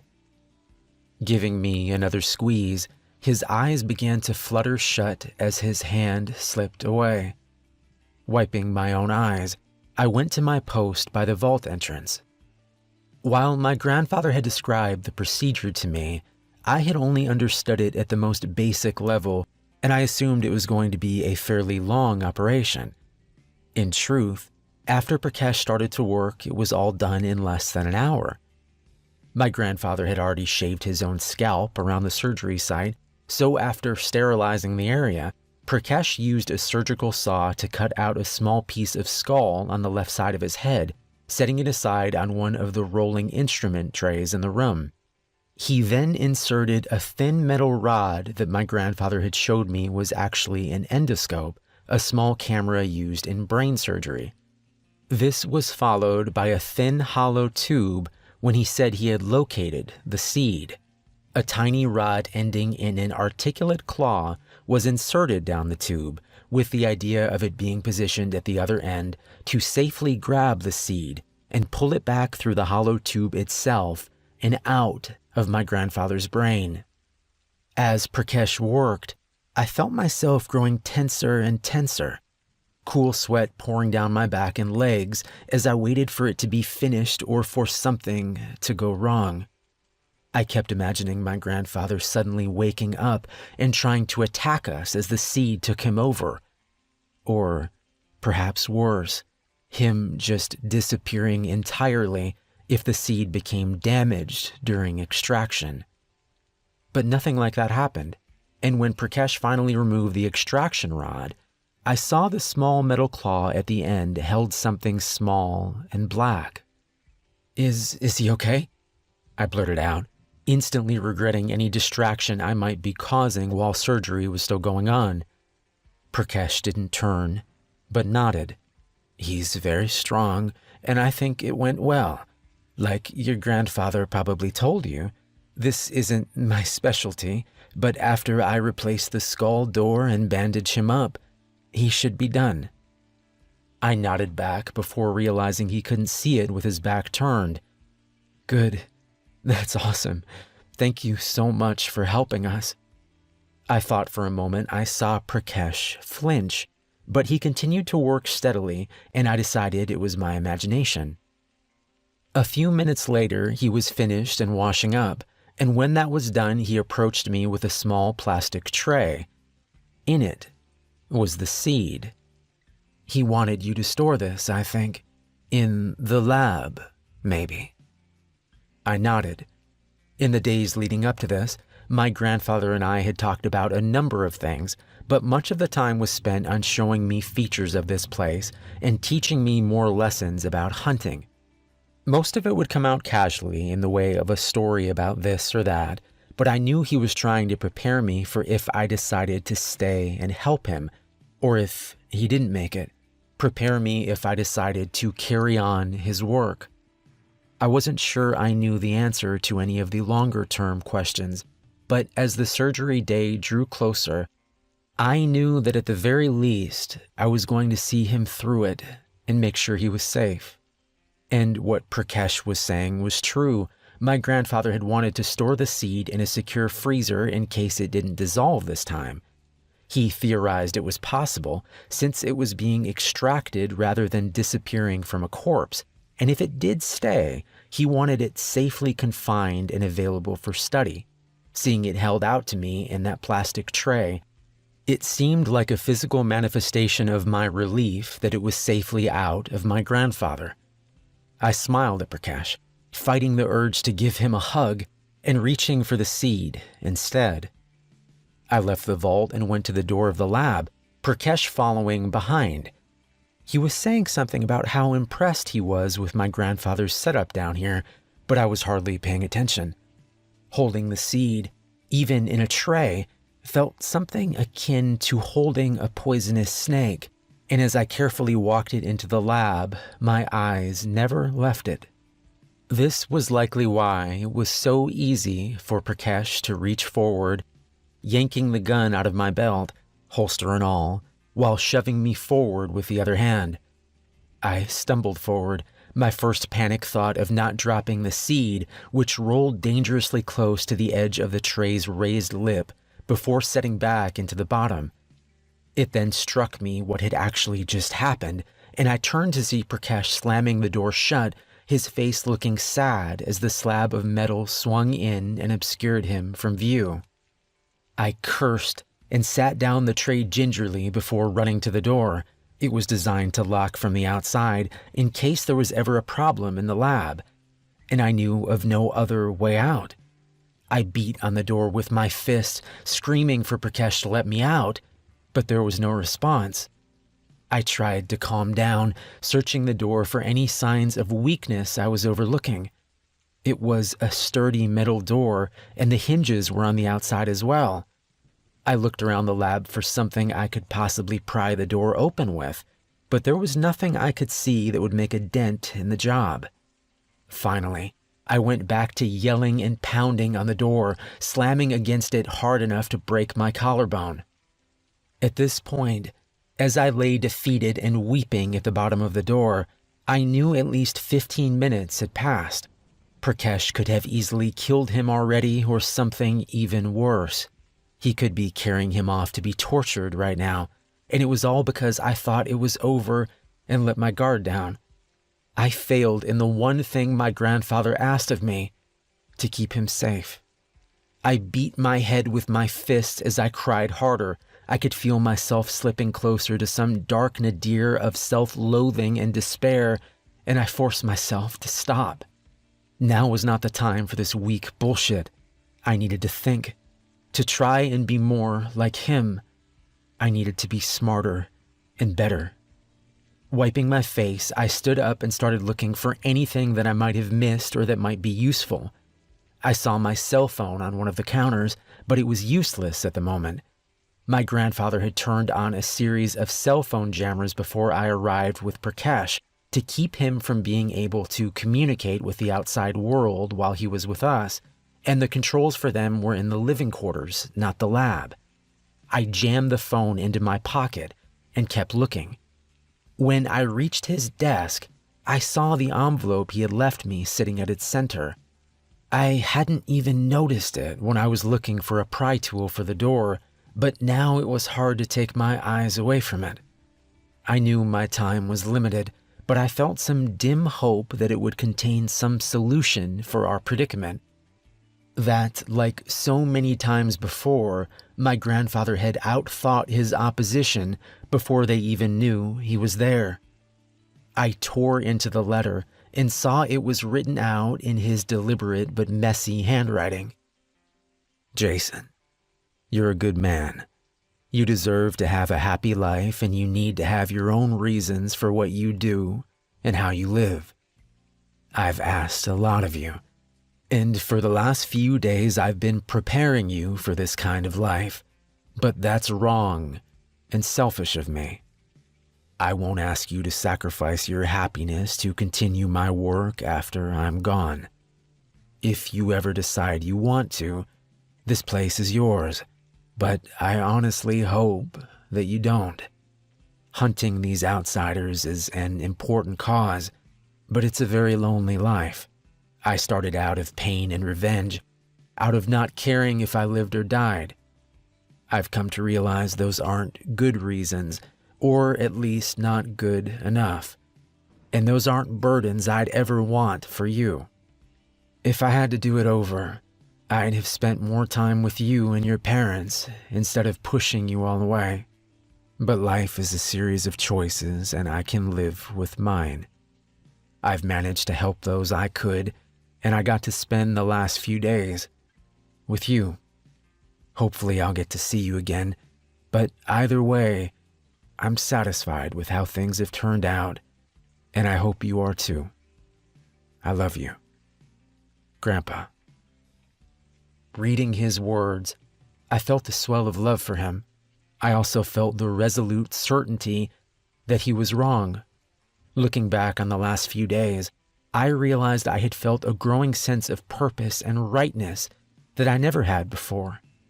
At times it had been terrifying, and I had no illusions I would be as good at it as my grandfather was. But I felt like I was capable of helping him, of helping others, and that it was what I was meant to do. Any last uncertainty faded away as I read the letter, my mind refuting his points as he made them. This could be a good and full life, and it didn't have to be lonely or done for the wrong reasons. And whatever my grandfather's reasons for starting down this path, I knew that he had stayed on it because he was a good and strong man that couldn't stand by while those evil things hurt people. And I was going to tell him that in person. I put the letter down, my mind racing as everything seemed to slow down around me. I had to be at 20 minutes now. If my grandfather was dead, time was less of an issue, but I doubted he was. Not yet. Assuming Prakash was taking him away from here and wanted him alive, he probably needed to stabilize him farther and then prep him for being moved. It was a guess, but that would probably take 15 or 20 minutes if he was having to monitor his vitals and keep him medicated enough to stay under without killing him. He then had to physically drag him up and out to a car, find keys for the car, and drive away. Another 10 minutes given how much larger my grandfather was than Prakash. That meant I might have 5 to 10 minutes before they were gone. That would have to be good enough. I ran to the refrigerator where he stored blood and tissue samples of outsiders. Looking through the blood vials, the most recent 2 were dated 3 months earlier. I had no idea if this was going to work and if freshness had anything to do with it, but it was the best chance I had at this point. I gave the vials a shake, uncapped the first one, and drank it down as quickly as possible. Immediately, my gag reflex tried to rebel against my plan. Punching my leg, I fought down the urge to vomit through gritted teeth and then uncap the second vial. Down the hatch. There was no nausea now, and I thought maybe the trouble was past. Then my midsection flamed into white-hot pain that dropped me to my knees. I would have screamed if I was able to, but there was no air left in my lungs, or in the world at all, it seemed. I fell onto my side, clutching my stomach with both hands as the pain rolled upward into my chest. I felt myself spasm once, twice, and then the pain was suddenly gone. God, I said, ragged breath slowly coming back to me. Okay, part 1 done. Ideally, I would have waited longer before the next step to ensure that the blood had time to take, if it was going to take at all. But there was no time, and I was just going to have to hope for the best.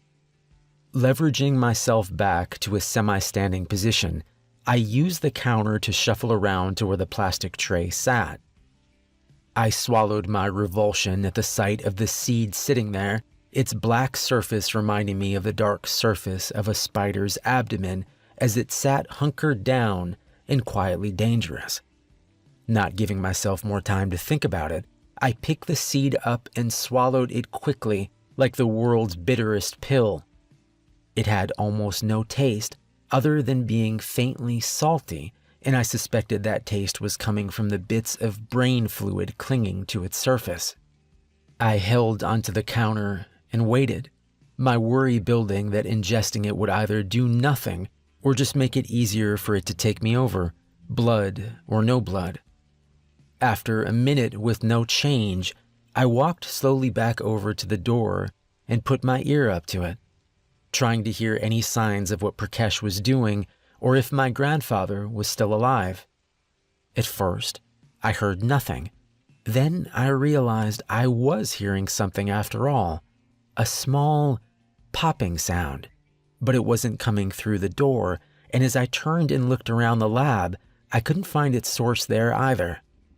That's when I realized it was my collarbone knitting back together.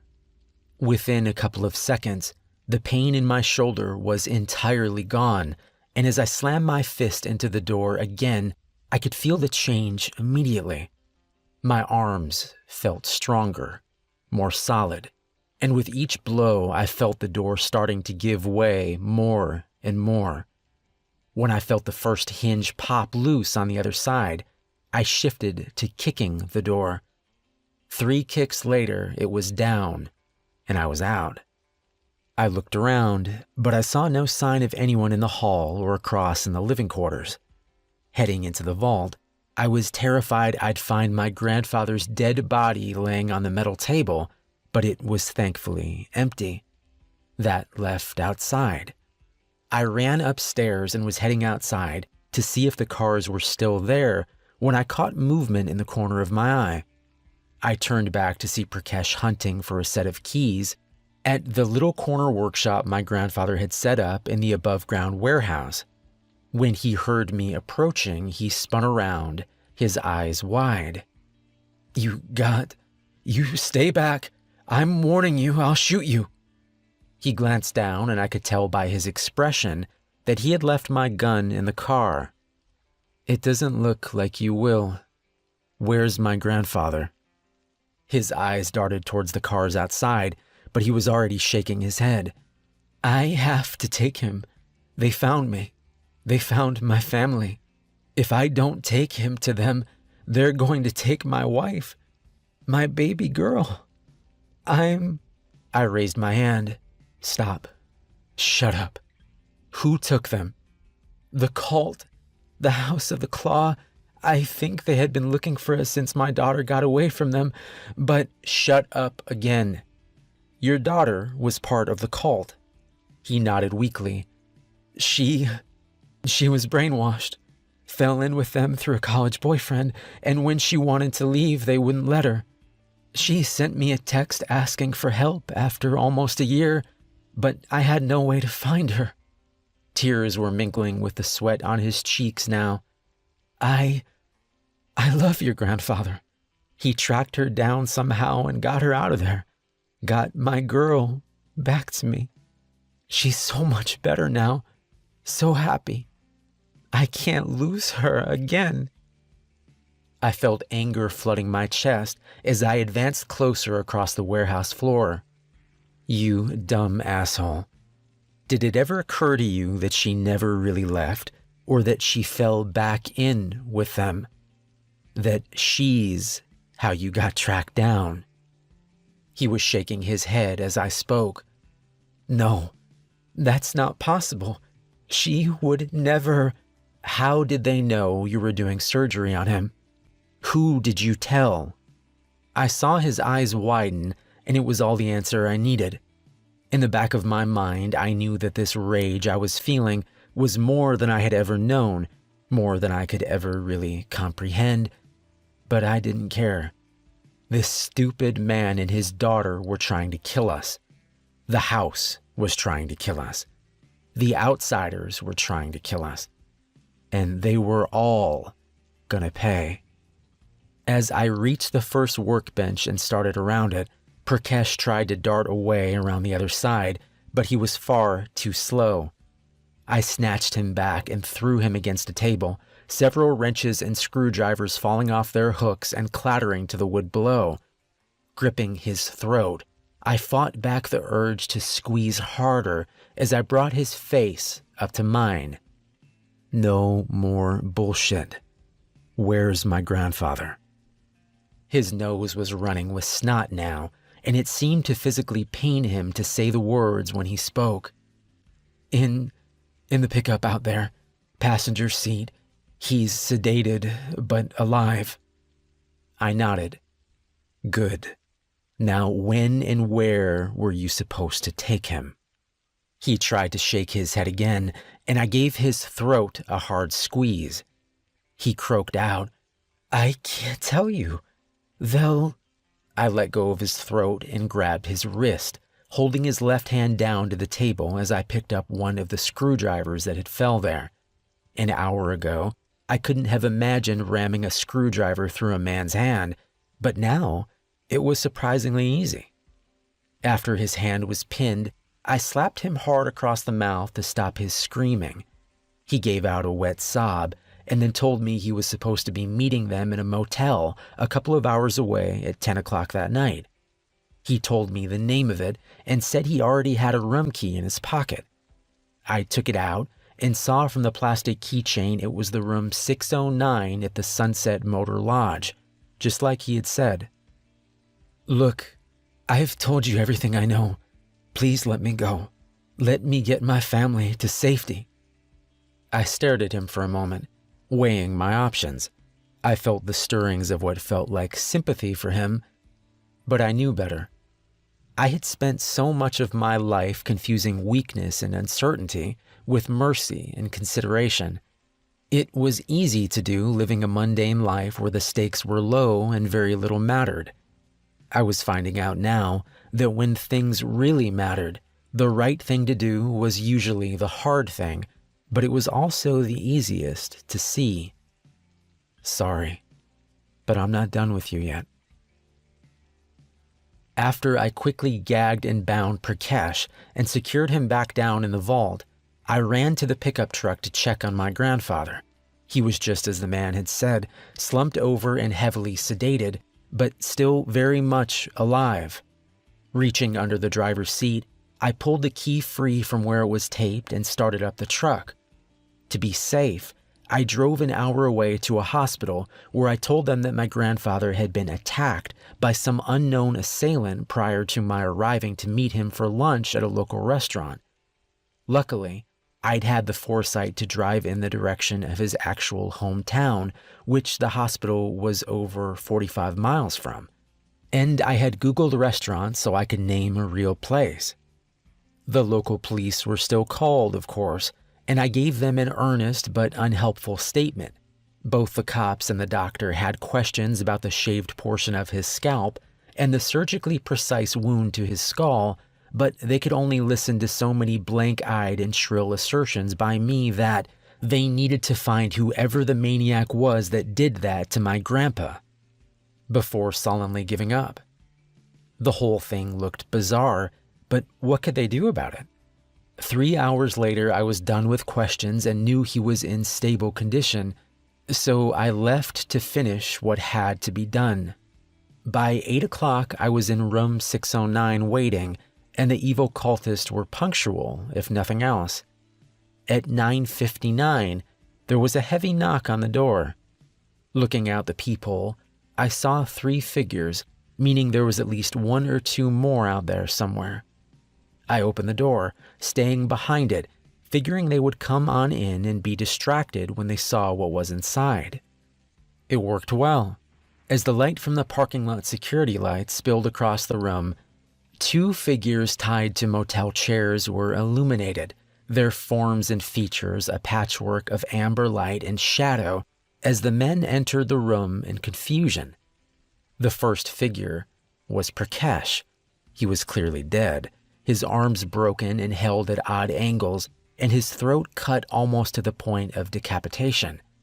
The second was Prakash's 30-year-old daughter, Gabrielle. Or as one of the cultists called her, "Gabby, baby, what are you doing here?"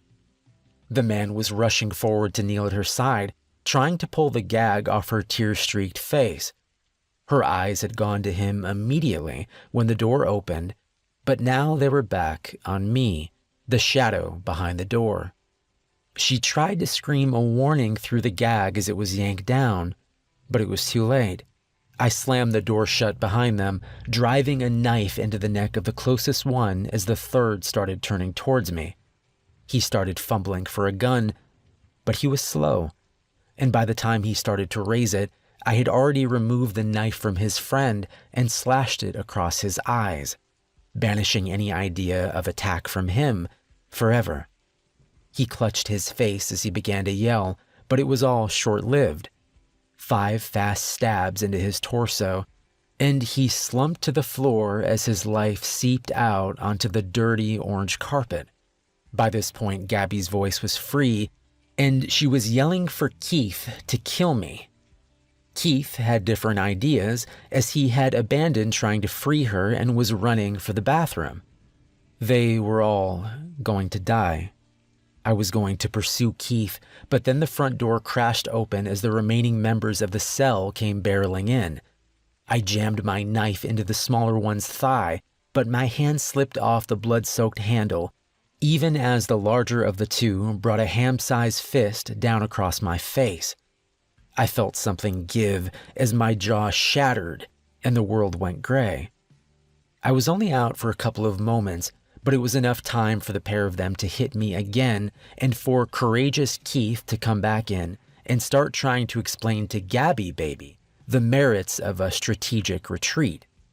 I acted as though I was nearly unconscious, taking the hits while trying to propel myself back to the front door. It had slammed back closed after their entry, and while the latch was broken, it seemed wedged shut pretty tight.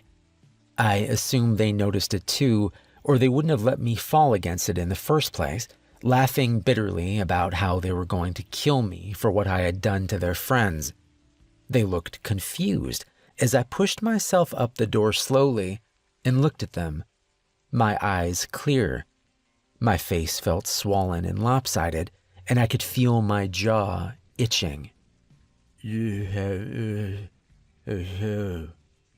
Keith looked at the other two, the smaller of which was sitting on the floor now trying to tie a belt around his leg. What the hell is he saying?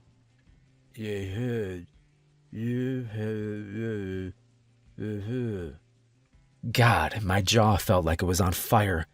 Not thinking, I grabbed it and shoved, a bolt of pain shooting through my head as it snapped back into place. I said, "You haven't noticed the smell." Their eyes were wide, first looking at me and then at Gabby as she started screaming. Shit. I remember when he brought us in here, the room smelled like gasoline. I reached into my pocket and brought out the small flare I had brought from Jagger Solutions. I think I might survive it. I doubt any of you will. Lighting the flare, I tossed it down in the middle of them and watched as everything turned to fire. The newly freed Gabby and Keith ran back for the bathroom, but I had already been in there. The window was too small for a person, and I had soaked the walls in there too. They were already engulfed as they reached the doorway, their flaming bodies dancing together towards an escape they'd never find. The other two came towards me, intent on getting out the door. The small one's pants were already blazing from him sitting on the floor, and after a feeble dash forward that was ended when I kicked him in the chest, he decided that thrashing around on the floor screaming was the best way to go. The large one, the last one, put up more of a fight. He punched me, tried to choke me and shove me out of the way. Finally, when he saw he was burning, he wrapped me in a fiery bear hug as though to take me with him. I burned with him for a few seconds before his ligaments gave way and he slumped down, a layer of his molten skin sloughing off onto the front of my smoldering shirt. I turned and yanked the door open, dropping outside on the concrete walkway to roll away the few places I was starting to catch fire myself. Then I was up and running, around back to where I had parked the car. On the way to the hospital, I stopped and changed into the extra set of clothes I had bought, and by the time I reached my grandfather's room, the only sign of trouble I still carried with me was a sweet, smoky smell that still clung to my hair. I thought he was asleep when I entered the room, but then his eyes were open and staring at me. He didn't say anything at first, and as I approached his bed, he frowned. Who are you?" I felt my stomach plummet. After all of this, his brain had been hurt by the surgery after all. But it was okay. I would take care of him, and hopefully over time, I realized my grandfather was laughing, and my jaw dropped open. Sorry, I couldn't resist. You old bastard. That's not funny. He grinned at me. It's kinda funny. He stopped and looked at me, his face growing more serious. Are you okay? I know things must have gone wrong somehow for me to wind up here. What happened to Prakash? I looked away at the wall. He made some bad choices, but it's dealt with. I dealt with all of it, and we should be okay. My grandfather frowned again. I don't want you having to deal with all this. It's not fair to you. I looked back at him, shaking my head. It's my choice. I want to help you, and I want you to teach me. We can do more together. I paused, and neither of us will have to be alone anymore. He studied me for several seconds before clearing his throat and nodding. I like the sound of that.